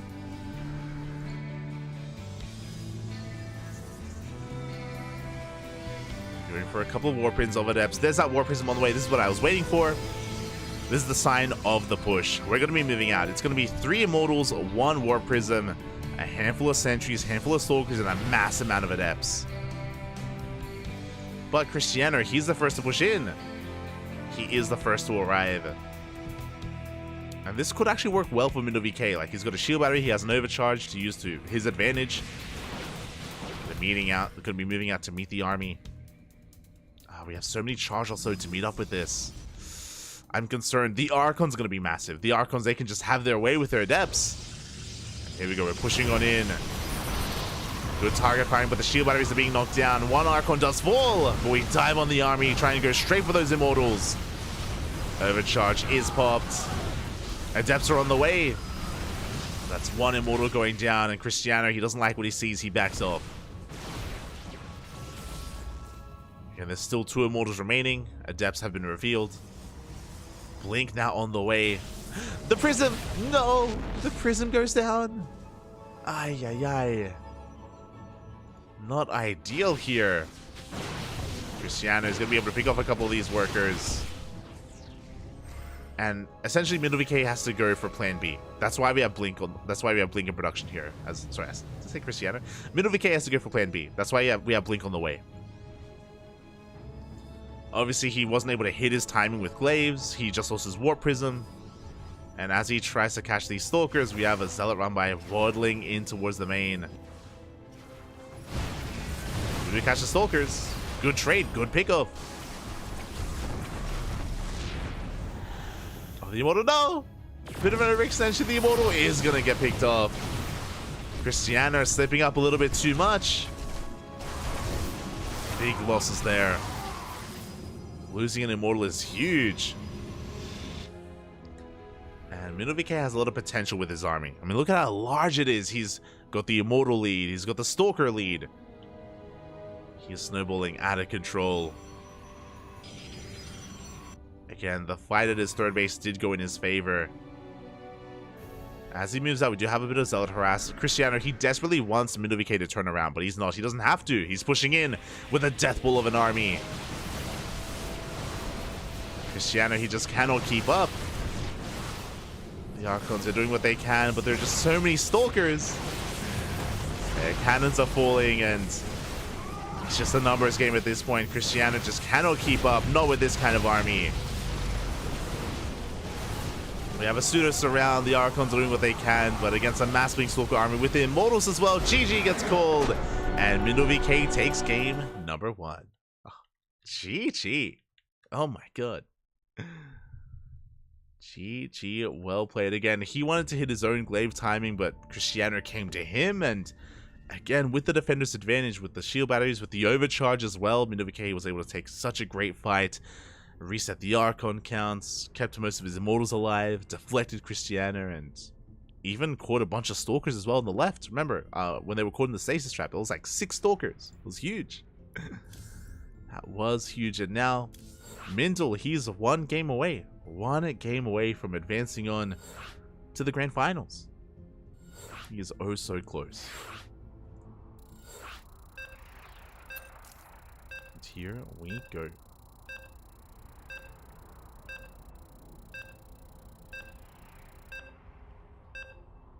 One more step.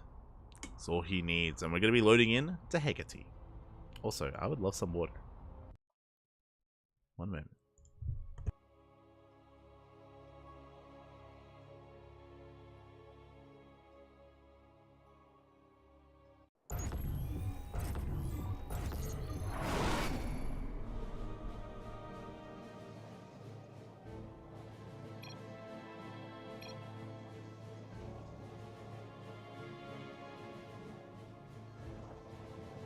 I made the mistake of not refilling my water before the cast. So I've been running on fumes, Poppy, but here we go. We're getting into this, and spawning in the bottom left hand corner of Hecate, we have the Polish Protoss player, the red Protoss, representing Team Blazer. Down in the series, it is Cristiano. And spawning in the top right hand corner, we have his opponents. We have the blue Protoss, the blue Protoss player, Representing Sidestorm Gaming, one game away from advancing on to the grand finals, it is Mindle VK. Here we go. One more is all he needs. And again, I mentioned this earlier that Mindle, he has been popping off recently. Like, we've been casting him in our Sparkling Tuna Cups, and he's been going for deeper and deeper runs, better and better performances. It has been really amazing to see him grow as a player, and he's been finding some success. He's been streaming a lot as well, been very active on his own Twitch channel. I believe he's streaming his current run in the tournament, and yeah, taking down Cristiano would be a big win, a big moment for his overall, like, yeah, even career, taking down a player, one of the best Protosses in Poland. I would say Cristiano's top 2 alongside Geralt even. So, yeah, impressive stuff so far. We'll see if we can keep it up. We'll see if we can keep it going, or if we get an ace match. Personally, I want the ace match. I want this, regardless of, you know, which direction this goes in. I want this to go the distance. I want to get all 3 games, but we'll see. We'll see what Cristiano and Mindle VK have to offer, where this takes us. So far, both pylons are in the main base of Mindle and Cristiano respectively. Oh, the probe goes down to probe aggression. That is not something that usually occurs. Cristiano slipping up a little bit there. Ay, ay, ay. The probe falls, and we're going for a Stalker Sentry Opener. Very safe build here from Mindle VK. The way this works is that you're going to be stuck at home, you're not going to be active on the map. With this Sentry, you gain a hallucination. With that hallucination scout, you get to see everything that your opponent's doing. You get to see the opener, the tech, the expansion, whether there is or isn't one, and yeah, it's just a very safe way to play this out. After taking a lead in the series, this makes sense. This makes sense that Mindle VK, he would want to just make sure that he doesn't get cheesed. Meanwhile, once again, Adept Opener, but this time only 2. This time we don't double down going up to 6 or even 8 Adepts like we did previously. We only go for 2, and we're going to be threatening a shade, but Mindle is in position to block it. Likewise, across the map, this pylon does reveal not just the Stalkers, also reveals the Robo follow-up. Okay. Very interesting. Pylon gets dealt with. Expansion should be upon us. There it is. Nexus is on the way. Now, with this Robo Opener, we can go for faster Observer, of course, to get scouting information as well, similar to what the hallucination is going to be doing. Speaking of Adepts, oh, they commit. The wall, not quite a wall. We commit to the shade, we get a probe, and we're going to get even more. Disastrous start here from Mindle VK. All it takes is one moment, one slip up where you're not paying attention, and just like that, the wall was not a wall. The door was open, and 7 probes go down. Ay, ay, ay. An insane start here for Cristiano. Hallucination Scout doesn't get to see much, just because it was thrown down in a panic and it runs out. I mean, we saw the Robo earlier. We're getting into early game Immortal production already. Cristiano going for his own counter scout. And Mindle VK, he has to be active. He has to do something here. In a mirror matchup, being behind in workers is brutal.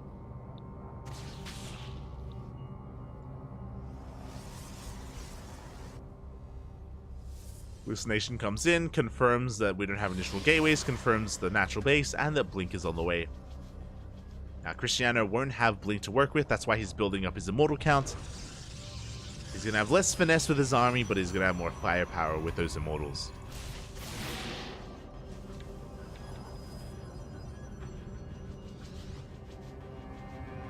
And here we go.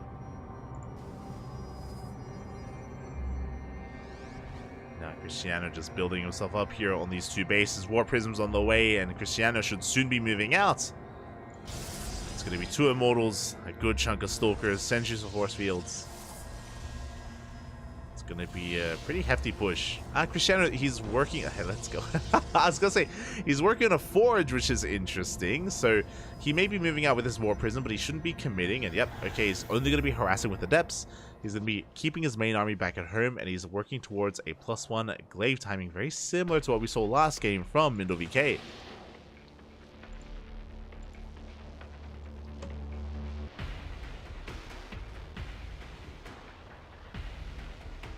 Cristiano, he saw what killed him last game. He likes it.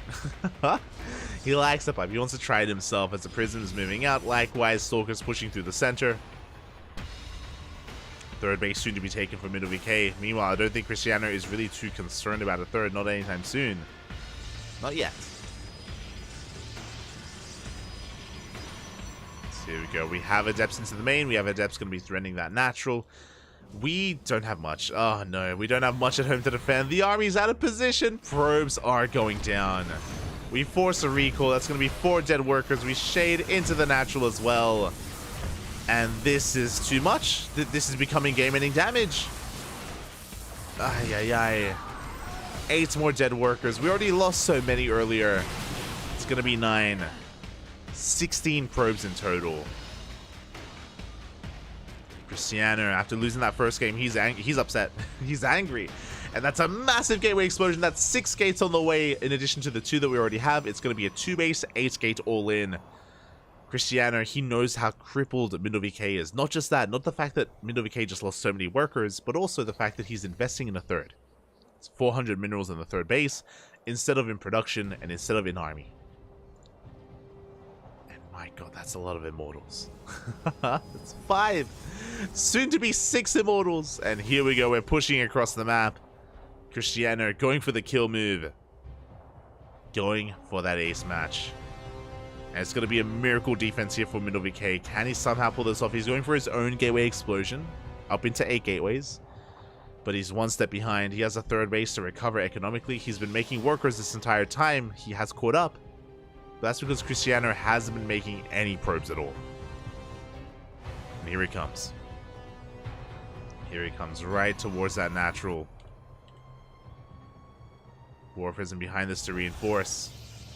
Even without reinforcements, this army is insane. He is more than double the army supply. 63 to the 29 here of Middle VK. Does catch a couple of adepts. But we can just zone Middle out from his own natural. And Force Field just cutting him off here. Cutting him off from that natural base. We go straight for the Nexus. GG gets called. There's no way to engage. And Cristiano takes game 2. We're going to the ace match. All the way, Puffy, all the way. GG. Again, really nice harassment there from Cristiano, winning him that game. The initial Adept Shade and then the follow-up Adepts into the bases of Mindle. Was just too much to handle. Too much chaos ensuing, and unfortunately Mindle was out of position with his army. He could not defend, could not keep up with the Adepts, and the Adepts were basically the MVPs of that game. I know that, the eventual Immortal push killed Mindle, but before that, the writing was on the wall. The Adepts got out of hand. And now we are going to game 3. All the way to that ace match. We're here to find out, how will this story end?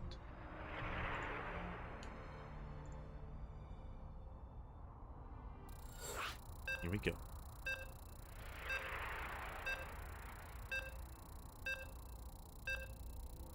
And it's going to be on Golden Aura. We have our map. We have our map.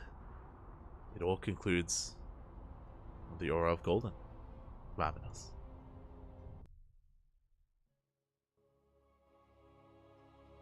Actually, with the chat.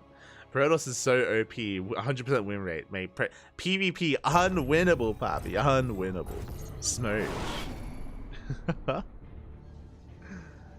Here we go. And spawning in the top left-hand corner of Golden Aura, we have the Polish Protoss player, the Red Protoss, tying up the series 1-1 in that last game, forcing the ace match. Representing Team Blazer, it is Cristiano. And spawning in the bottom right-hand corner, we have his opponents. We have the Blue Protoss, representing Storm Gaming. It is Mindle VK.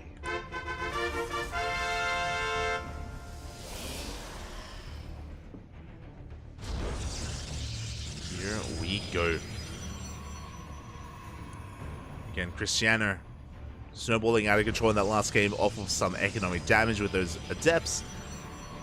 And here we'll see if Middle VK can recover. We'll see if he can just take a breath, take a moment here.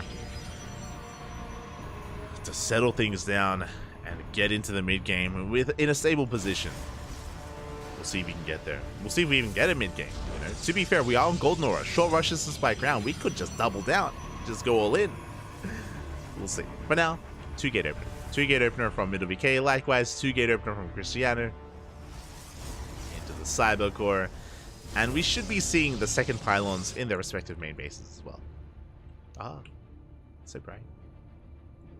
Quack. What sound does the Tuna make?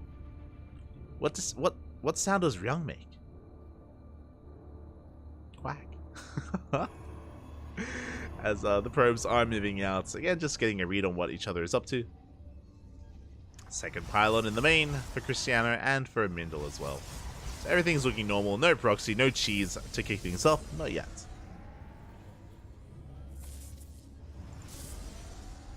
Not yet. As once again, Cristiano going for a double Adept opener. Going back to game 1, if you recall. So double Adept opener from Cristiano. We have a Stalker Sentry opener here from Middle VK once again. Very safe way to open up, just like the last game. To reiterate myself, it is just to scout your opponent, to get confirmation of, you know, the timing of their natural base, any kind of tech structure they throw down, any additional production. Sentries are, yeah, just a really secure way to open up in PvP. It doesn't mean that you can't be aggressive, you can't be assertive, which is what Cristiano is going for instead. But only double Adepts. Again, just like the last game, he's not doubling down on double, or sorry, into 4 Adepts, or 6, or even 8. Just 2.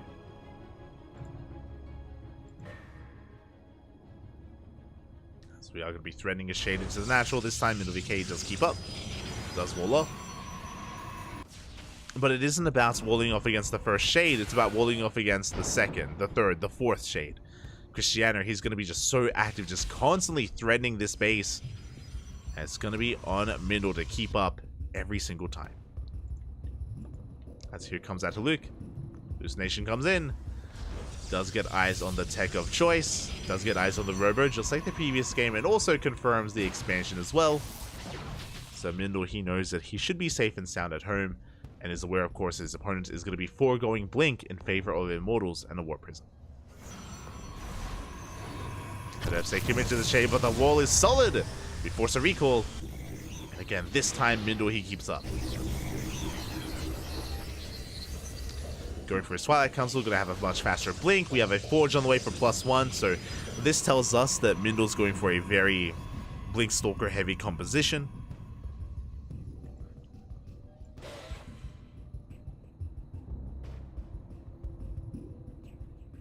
We'll see if he can get there. Cristiano going to be moving out here with 4 Stalkers. Does catch a Stalker of Mindle. Shield battery not quite done, but we have Force Fields. And that should be enough to force Cristiano back. As I say that, we threaten another shade. So far, we do focus some of them down, but the counter Force Fields. Middle VK, he is trapped. Shield battery still needs a little bit more time, and it finally does finish up, but not before the sentries go down. The sentry count was reset for both players. Meanwhile, one Adept does shade into the main base, forcing the probes off the mineral line. That's going to be 2 dead workers. But that could have been so much worse. Only 2 dead workers. As Mindle does hold, he does survive. He is still in this. Behind this, Cristiano, once again, just like the previous game, going for a Warp Prism first. And I imagine as he moves out, he's going to be warping in some Adepts and looking to drop those Adepts into that main base. And we saw how much damage they did in game number 2. Can Cristiano replicate that here in game 3? As he moves out with his Warp Prism, it's the same build. Actually, unironically, same build from Cristiano, 2 games in a row. Immortal production, Glaives are on the way, Gateway Explosion is upon us. Cristiano, he's looking to go for a 2-base all-in. Meanwhile, Mindle, he's just trying to get into the mid-game. He's trying to get into an economic situation. Adepts, they shade in. They get dropped into the main base. Probes are going down. Mindle was out of position once again. Thankfully, only 5. Only 6. Still a lot of damage. 6 workers for 2 adepts. Really good trade here for Cristiano. Really good trade. It also forced the recall as well. It forced Mindle all the way back home. Because he just recalled, unlikely for Mindle to move out, which means the push from Cristiano is going to be unscouted. As Mindle's going for glaives. Of course he is. We're all about the glaives, Slappy. All about it. So, taking stock for a moment here. Cristiano, he's going to move out first. He's going to hit first. And he will have an immortal advantage. Right now, he's got 2 immortals to the 0 of Mindle. Mindle, he should have 1 immortal by the time this attack happens. Oh boy, as I say that, we're building up towards 4 immortals. Warp Prism still active, still out there. Here comes the push. Glaives is finishing up just in time for this attack for both players. Also going to kick in here for Mindle. Mindle does have cannons, shield batteries, overcharge as well. I kind of want to favor Mindle because of the defender's advantage, but we need another warp in. The gateway explosion is still on the way. He doesn't really have too much of a production. Here we go. We're pushing in. Warp Prism, massive warping of adepts into the main base. And the army pushes in towards the natural. Mindle VK out of position. He's going to blink all over, but blink on over. But the shield battery is going to be focused now. The overcharge runs out, and Cristiano, he's having his way with his army. He chews through it. GG gets called. Cristiano pulling apart his opponent and will take the series 2-1, advancing on to the grand finals. GG. GG, well played. Cristiano, oh my god, once again pulling apart his opponent. Glaive adepts into the main base, the push towards the natural. And Mindle just did not have eyes on the army. And a big reason for that was the recall. Otherwise, he would have been out there. He would have been active. He would have been able to slow down the push and even get eyes on when the push occurred. The fact that he was stuck at home meant that he had no map vision whatsoever. And yeah, Cristiano took full advantage of that. GG, well played. Cristiano advances on, and Mindle VK does bow out. Condolences to Mindle, but a really good showing here to take Cristiano to the ace match and to take down Gogo Joey as well. Really impressive. Really impressive performance here from Mindle. And with that, we have the finals. The grand finals are around the corner, and we're going to be getting ready for them. We're going to be going on a short break. When we return, we're going to have a PvP finals between Cristiano and Night Phoenix. Before these finals, I should also say, if you want to support this tournament, !Patreon. You can see our Patreon just underneath Mindle VK's name. That is how we fund our tournament, or that helps fund our tournament, I should say. At the moment, we spend 300 USD a month, and with our Patreon, we're almost 2/3 of the way there. We supplement, you know, that excess money with our sub money from subscriptions on Twitch and other, and of course AdSense and stuff like that.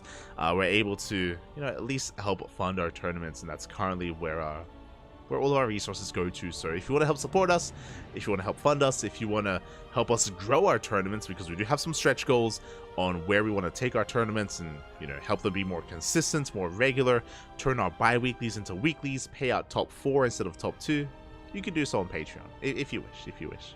Again, our Patreon supports all of our tournaments: Sparkling Tuna Cup, Grand Platypus Open, and the Tenacious Turtle Tussle as well. So again, if you're interested, Patreon is there. Otherwise, thank you for the support, thank you for following, and enjoy the duct tape. We're going to be back in 5 minutes with the finals. See you soon. And again, for those wondering who may be tuning in for the first time and aren't too familiar with these players, Shelby, he is a pretty good Peruvian player. He's a streamer as well. He's streaming his POV. Dios mío, Dios mío, Dios mío.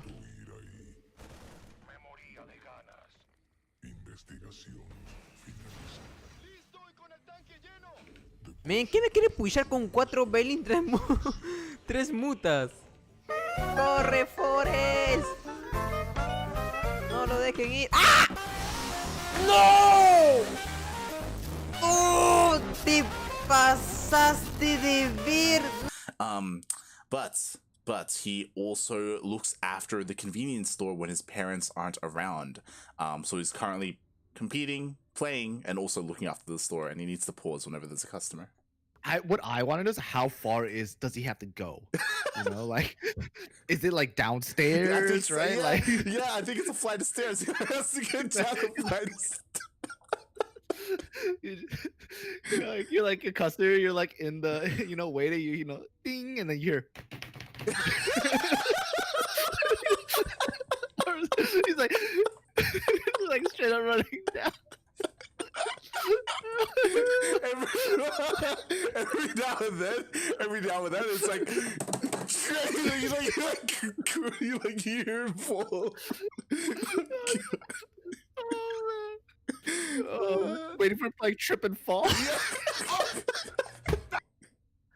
But I agree. He needs to like set up a camera like at the counter. Yep. You know? Yep. Yeah, just like, and then he runs back. Does he like wait for the customer to leave, or is like after he does the money exchange, he just books it up? For those wondering, I did wake up like 20 minutes before the broadcast, and then took 10 minutes to set up the stream, and then just went and I quickly grabbed some water, to wake up. Do I need to like Uber Eats you some breakfast? Oh, no, because then I would have to leave the cast and go get the food. Your door's not that far, right? Like, listen, if Yaku? Shelby can go attend his goddamn store while he plays the tournament, you can probably go pick up some food at your front door, you know, while you're casting. It's totally fine, dude. Oh, God. Fucking Shelby, man. I love him so much. And welcome back, everyone. Welcome back to the Grand Finals. The Grand Finals of Sparkling Tuna Cup number 39, our bi-weekly Open Cup. And here we have our two lovely finalists. Spawning in the bottom right-hand corner of Golden Aura, we have the Ukrainian Protoss player representing Hot-Headed Gaming. It is Night Phoenix. And spawning in the top left-hand corner, we have his opponent. We have the Polish Protoss, the red Protoss representing Team Blazer. It is Cristiano. And I apologize for cutting that duct tape short, but the players are ready and raring to go, and we are not one to hold them back. We're diving straight into this best of 5 grand finals. We've had so many players dive into this, compete tonight. You know, we had Rostock earlier, Go-Go, Joey, Demi, Mia Micah's Ghost, Mia, kind of in a way. Mindu VK, of course, as well. Oriana, Azura. Out of all of them, though, we have our two finalists. It all comes down to our two Protoss players here. And we've already had a lot of PvPs tonight. We have one more. At least for this broadcast. We probably have more in WTL. That's it. And here we go. If you're in the chat, predictions are open. Predictions are open, so place your bets on who you think is going to be this week's champion. Will it be Cristiano or Night Phoenix? Up to you. Up to you to decide. As I quickly let you know. Oh, predictions open. Here we go. But for now, oh my god, Night Phoenix going for a proxy pylon here on the right-hand side. Let's go. A proxy pylon here towards the right-hand side, towards the top right-hand corner of the map. And Cristiano, I'm sure, is soon to be wise to this. Soon to be aware that the pylon, the second pylon, is missing. It is not here. It is not in the main base. It should be somewhere on the map. And Night Phoenix is going for a proxy Stargate. Prime position for that proxy Stargate. Meanwhile, this probe is making a beeline for the gold. No shot. We're going right. Are we going to take the gold, or are we just going here to scout? I'm curious, as this proxy Stargate should be for an Oracle, just to deal some harassing damage, just to get ahead economically. Meanwhile, Cristiano is still trying to piece together what exactly is going on. And what I love about this probe specifically going to expand here towards the bottom left is that Cristiano, he's looking for the expansion. He's waiting for the Nexus to be thrown down. He doesn't see anything moving out. He may believe it's a one base all in. Stalkers are moving out. Likewise, Adepts also moving out for Night Phoenix. Gonna be distracting these Stalkers, trying to pull away their attention, but it looks like one Adept should go down. Will fall. From here, we can keep on pushing. Oh, Brato, hi. Here we go. Adept going to be shading on forward. Oh, we're getting ready for the ninja. Let's go. We're going for the gold. We're going right for the gold. Meanwhile, the Adept gets across the map, is going to be threatening a shade, but so far it's only a single Adept. It is going to be shoot away here by Cristiano. Meanwhile, the Oracle dives into the main base. The Stalkers are out of position. And we will get damage done. 2 probes going to be going down. Only 2 workers for the time being. That's, do rotate around so we get a third. We get a third and a 4th probe. Not quite a 5th though, as the Oracle goes down. A rough loss. Meanwhile, Night Phoenix still has not thrown down that expansion. Throws down a Robo first instead. Okay, interesting. We have a Gateway and Robo first here. Well, we're going to be prioritizing our production, making sure we are secure. Phoenix comes out next. And we are not taking the gold base. We thought about it. We're going for a 1 base all-in. It's a 1 base all-in here from Night Phoenix. I 100% believe that the gold was initially planned here, and then we changed our mind based on the Oracle going down, based on the expansion that was being taken. Adepts are going to be clashing. Oracle gets cornered here towards the bottom right. And we're doubling down. It's going to be a 3-gate all-in. We can throw it in a 4th gateway here across the map. Adepts are going to be clashing. The Adepts are going to get cleaned up at least. Phoenix once again zoning back that Oracle. And here comes the main army. What's important is that this has not been scouted, not been spotted. Here come those reinforcements. Looking at the units tab, Night Phoenix has 7 Stalkers against the 4 of Cristiano. Shield battery just now starts. It's not ready. Cristiano, he didn't know, he didn't see. He was not aware of the all-in, and now it's catching him completely off guard. Stasis trap is on the way. We do get a kill on one of those Oracles. Boys, they have to be pulled. How good is the juggling going to be? The Oracle gets focused down. Stalker's going to be falling as well. And Night Phoenix is running out of steam, has to back off. The shield battery finishes, and we have an overcharge. That was a close hold, but Cristiano, he's holding. He's surviving. Still down in Stalkers. We have Adepts threatening a shade. Oh, but we move forward. we do trigger that stasis trap. And the shade does not get into the main. First shield barrier is going to be going down. We can 2-shot. Oh, we barely do.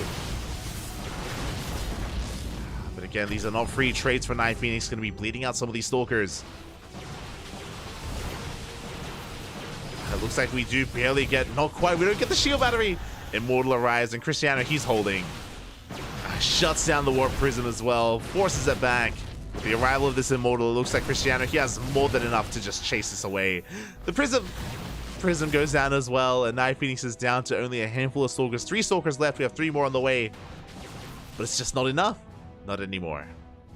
Cristiano, he gets away with the 3rd. Sorry, gets away with a natural. A 3rd? No. And with that, can we really pull this off? We do have an Immortal, we dive on it, but it's not going to be enough. GG gets called, and Cristiano will take game number 1. Ooh, GG. That was an intense game. That was an intense game, Poppy. Ay, ay, ay. Oh my god, a roller coaster ride of emotions, and there was potential. There's a lot of potential for Night Phoenix, but the reality is that as soon as the shield batteries finished up for Cristiano, that was a hold. That was a hold. Like, shield battery is overcharged as well. Like, that was a critical moment for Cristiano. He was able to survive. But that was merely game 1, and it's a best of 5. Best of 5. Plenty of games are ahead of us. Here we go.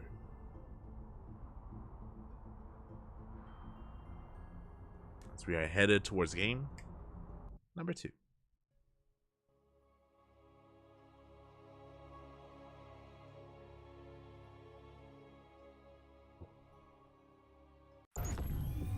Series is underway, and spawning in the bottom right hand corner of Site Delta, we have the Ukrainian Protoss player, the yellow Protoss, representing Hot Headed Gaming. down in the series, but it's a best of 5. Plenty of games ahead of us. It is Night Phoenix.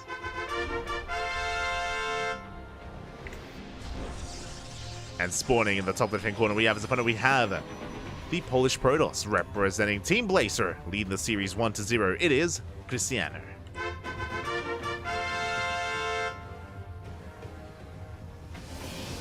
Go. The goal. We didn't quite get there, but I firmly believe that was on the cards. That was the initial plan of Night Phoenix. But alas, for the time being, once again, we're getting into our 2 gate openers from both players, from both Cristiano and Night Phoenix as well. Gateways are on the way. Getting into our gases, and yeah, so far everything is looking normal. Everything is by the book. Winding it back, last game Cristiano did, Night Phoenix did of course go for a proxy pylon, for a proxy Stargate into Oracle aggression, and it wasn't quite worth it. Remember, his first Oracle killed 4 workers before going down, and 4 worker kills for an Oracle. I don't think that was a worthwhile trade. So it was a rough start to begin with, but again, we'll see where this takes us, as this time the second pylon is in the main, behind the mineral line. Nothing is being proxied. Not yet. Not yet. As the probes are coming in for a scout, Cristiano does confirm the location of that second pylon. Likewise, so does the Night Phoenix. So both players can rest easy. Both players can settle into this game. Again, I expect Night Phoenix to be the aggressor. We have seen Night Phoenix go for 2 base all-ins and Dark Templar rushes. We've seen a lot here on the CranKy Ducklings from Night Phoenix. I'm ready for it. And I expect Cristiano to be a much more stable, standard player here in this dynamic. For now, we have our initial units. It's going to be double Stalker from Cristiano, double Stalker from Night Phoenix as well. We're going for our tech of choice, and we are going for a Stargate. Once again from Night Phoenix, this time back at home, not proxy. Pylon is going to be delaying this. We of course got eyes on these 2 Stalkers. We're going double Stalker into double Sentry. Very safe opener here from Cristiano. And alas, isn't investing into tech yet, so a much faster expansion. So Cristiano is going for a stronger economy and a stable setup. With these sentries, we can scout across the map with hallucinations. Night Phoenix on the other side, looking for economic damage. They're going to be aggressive. They're going to be in the face of Cristiano. There's our first Oracle on the way. Nexus following not soon. Oh, soon thereafter.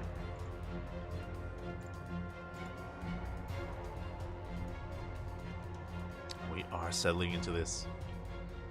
Night Phoenix is going to be pushing forward. The goal here is to try to distract and try to keep the attention of these Stalkers here on the army of Night Phoenix while he goes for a backstab with the Oracle. But here comes a hallucination, and this should reveal and get eyes on that Stargate as well. Oracle's moving out, and Night Phoenix should soon be poking. Behind this, Cristiano going for a Robo follow-up. Very similar to how Cristiano approached Middle VK in the previous series. Not going for a Blink, but going for Immortals into Glaives. The Oracle comes in from behind. We do get 1 worker, but there are Stalkers in position. We get a lot of hits in it. No! The Oracle is going to go down. Ay. Night Phoenix fumbling the ball here, getting 1 probe. 1 probe with his Oracle. He has a second Oracle coming out, but at this point, Cristiano, he's going to be that much more ready for it. He is slightly out of position, maybe not expecting the second Oracle. 2 workers go down, and this time the Oracle will survive. Meanwhile, Cristiano, he's pushing. We have the War Prism on the way. The main army pushing through the center of the map. 1 Immortal, a couple of sentries. All or nothing here for Cristiano. Back at home, Night Phoenix does have a shield battery. No Blink, no Immortals of his own. Night Phoenix is going to be in some trouble. Oh, the Oracle. Oh my god, the juggling from Cristiano. Diving on that Oracle, getting a kill as well, and we are moving out across the map. Revelation does get eyes on this, and Night Phoenix, he knows, he's aware, but just because he knows doesn't mean he can stop it. Looking at the army, Night Phoenix does have a Stalker lead. But he's going up against Immortals. And we're going to be diving on forward. Force Field gets thrown down. That's going to be a kill on the shield battery, a denial of the overcharge. We're juggling here from Cristiano. Can he break through? He's trying to, but the boys are putting in a lot of work, and it looks like Night Phoenix is going to be barely shutting this down. Up! Gets the Prism. Gets the Immortal. And will clean up this army as well. Did lose 10 workers in the process, but yeah, it's just too much. He doesn't have enough to defend. GG gets called. Cristiano barely breaks through. And Cristiano, he takes a 2-0 lead in this series. GG. GG. Night Phoenix, he was barely able to kill the Prism, the Immortal, but did not have enough to clean up the Gateway army. It was so close, there were only a handful of Gateway units left. And even if Night Phoenix had held there, he had lost so many workers and didn't necessarily have the best tech behind it either. Again, the Stargate opener of Night Phoenix set him behind. We invested into 2 oracles and they did not pay for them. They did not pay for themselves, not at all. Investing into a Stargate, into one, and then a second oracle, that's a lot of resources that just didn't really do much of anything. And Cristiano, he snowballed out of control, and already he's up 2-0 in the grand finals. Can we have a back and forth? Can we get into an ace match? Personally, I hope so, but these games, they have been brutal. And up next, we're loading in to Hardlead, one of the more aggressive maps in the map pool. Oh boy. Here we go.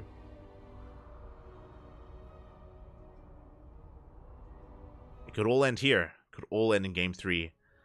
And in the chat, Night Phoenix, he needs your help. He needs your support if we want this series to go on. If we want a game 4, a game 5. Here he is in the top left-hand corner of Hardlead. We have the Ukrainian Protoss player. The Ukrainian Protoss representing Hot-Headed Gaming. He's down in this series. He desperately needs your help. He needs your support. It is Night Phoenix. And spawning in the bottom right-hand corner, we have his opponent. We have the Polish Protoss player, the Red Protoss, representing Team Placer. One game away from becoming this week's champion. It is Cristiano.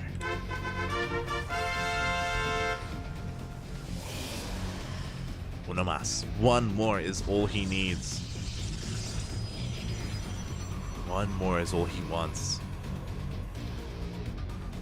And so far, these Stargate openers have not been working for Night Phoenix. We had the initial proxy Stargate in game 1. We had the Stargate follow-up here in game number 2. And yeah, they just really haven't been getting the damage done. They haven't been crippling the economy or even trading evenly with the Protoss the way that we've been really needing them to.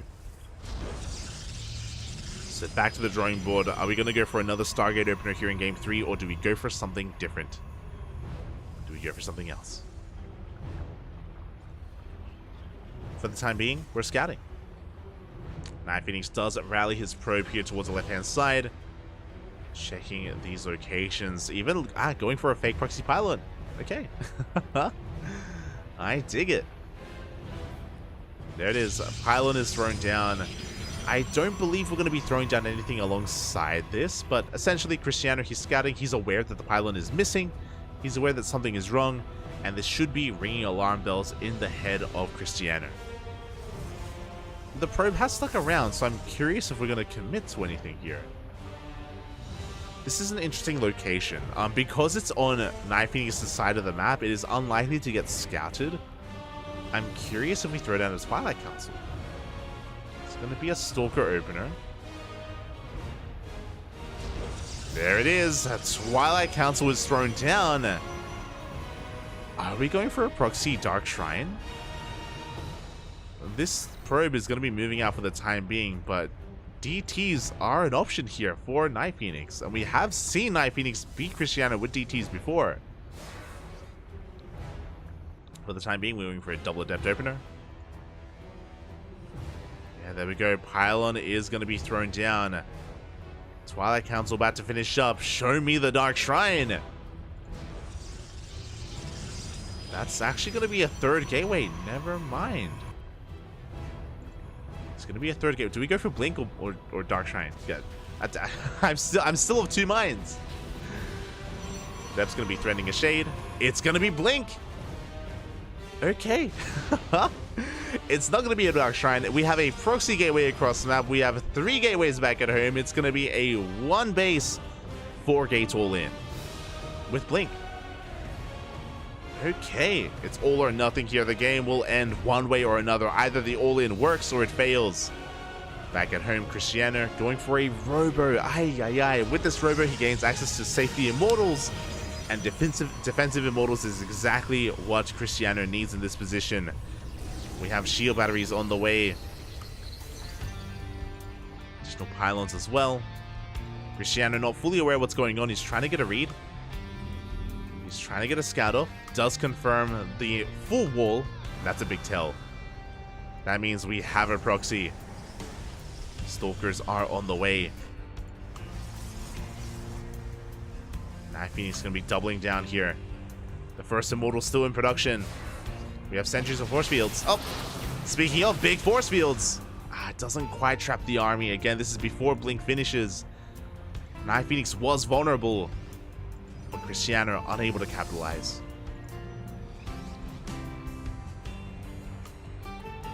There we go again. As Blink finishes, the first immortal is arriving. Second immortal is on the way. Second shield battery as well. You could argue that the second shield battery is a little bit delayed. There we go. Night Phoenix is committing. Force fields thrown down once again, forcing out those blinks. Gonna be trading 1 sentry for 1 stalker.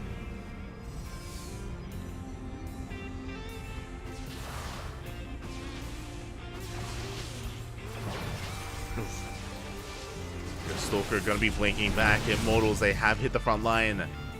Decent blinks, we do get 1. Adepts are on the way. The goal here for the Adepts to bypass the army, get into a mineral line while these Stalkers keep everything else busy. We can one-shot. We do one-shot one of those Stalkers.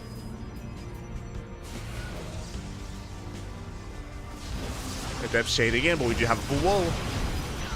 And the Adepts go down as well. We dive on the Immortals. We do take down one of them, but the other stands strong. We have a second Immortal joining the fray as well. Cristiano, he's shutting this down. He is completely shutting this down. Cristiano now up in army supply. Has a comparable Stalker count. Still has his shield batteries. GG is going to get called. Congratulations as well as the all-in fails. And Cristiano will take the series 3-1, becoming this week's Sparkling Tuna Cup champion. GG. GG, well played. Congratulations to Cristiano. Again, he was coming in as the heavy favorite for Sparkling Tuna Cup 39. And he was looking dominant, but he did actually stumble a little bit here tonight. He did drop a game. He did drop a game to Mindle VK in the semifinals, so a big shout out to Mindle. I did see him in the chat earlier. He was the only person, the only player to really trip up Cristiano, at least a little bit, and take a game. And if he had taken one more, we could have had a very different finals as well. So shout out to Mindle VK. Shout out to Night Phoenix as well for making it to the grand finals, making it this far, and having an intense PvP as well. A relatively short PvP at that, as he does end up bowing out here in the finals, but a solid run nonetheless. Had a good performance earlier against Rostock and against Demi. GG, well played, and I look forward to seeing more of all these players as well in the coming weeks. These are regulars, Mindle, Cristiano, Night Phoenix, see them all the time. I had a couple of fresher faces here tonight. Azura is a little more inconsistent with his signups. Every now and then he shows up, but it's great to see Azura again. Great to see Aztecs for the first time in a year. So great to see him returning, or the first time in like 11 months. So good to see you again. As with that, GG. Congratulations, and that does wrap up our event. A bit of a shorter broadcast today. Just under 3 hours, 2.5 hours. Very fast Sparkling Tuna Cup, very fast, but I'm all for it. I was a little bit concerned just because we did actually push our tournament back an hour this week, and I was concerned that we were going to overlap with WTL. World Team League is in 45 minutes. 45 minutes time, we're going to be back. We're going to be live once again with WTL, and the night is still young. The show must go on. If you may not be familiar, World Team League is a Team League tournament with the best teams in the world, and it's going to be live here. Day number 3 of round 9 is going to be live here on the CranKy Ducklings in 45 minutes. Who is playing tonight? It's going to be Shopify Rebellion versus Team Battle. Let's go. It's going to be Matcherino Esports versus the Starving Camels, SSLT, followed by Shopify Rebellion versus Team Basilisk. That is going to be a banger of a Team League match, a banger of a best of 7. Let me just double check. It's going to be Bjorn versus Trigger, Lambo versus Raynor, and Harstem versus Cyril. Oh my god, I'm ready for it. Let's go. So yeah, it's going to be a wild night here on the CranKy Ducklings. We also have Nightmare versus Tudming, Astrea versus Cyan, and Future versus Silk. Future's back. Future, he's been missing in action for the past 2 weeks. For Matcherino, Arrowfire has been stepping in. And Future has been MIA, but he has returned. He has since returned, and Future is going to be featured in a TVZ against Silky. I think that's going to be a close one. Likewise, Cyan has been popping off. Cyan, a couple of days ago even, in KSL, Cyan was doing surprisingly well. I have to double check which Protoss player he took down. I want to say it was it Classic or was it Hero matches? Could be getting ahead of myself. No, sorry. So Cyan, he took down Nightmare, not Classic Hero, Nightmare 2-0, and Cyan took down Oliveira 2-1, which is Oliveira, the reigning world champion. Cyan took him down a couple of days ago here in KSL. So Cyan, he's been on fire. He even took Dark to the Ace match. He took Dark to the Ace match, which is wild. So don't sleep on Cyan, but it's a PvP, so gonna be up in the air. And of course, Tudming versus Nightmare. Tudming coming in here as kind of one of the, I would say one of like the mental like posts here, or like what people look to, what his team looks to for solidarity. So I look forward to Tudming versus Nightmare. Nightmare is going to be coming in as the heavy favorite. Best of luck to Tudming. I want to believe that he's going to be following suit from Silky, and we're going to be seeing some cheese, but I'm getting ahead of myself. That's, of course, WTL in 40 minutes. We'll get there eventually. For now, again, a big shout out to Christiana and Night Phoenix. If you want to support this tournament, !Matcherino, !Patreon. We have 2 commands in the chat, and you can, of course, support us there if you wish. Otherwise, follow us. Follow us on Twitch, on Twitter, Facebook. We have a YouTube channel, !YouTube in the chat. Plenty of commands for plenty of links, and yeah, we're all over the place. We're all over the interwebs. All things CranKy Ducklings. So with that, thank you. Thank you so much for the support. Thank you so much, everyone, for supporting and checking us out. Again, we're going to be giving another StarCraft streamer a raid, and if you know what, we can give some love to Cristiano. Fun fact, Cristiano, our champion, is actually streaming at the moment. I think he's laddering, or he's soon to be laddering. So yeah, we can just send our love his way, you know, just double down. So stick around. We're going to be giving Cristiano a raid, and do, of course, support him. He's an amazing player. And yeah, with that, thank you so much for watching. Thank you so much for the support. We're going to be heading off, and we'll be back in 40 minutes. See you soon. Hasta luego. Bye. Hasta luego.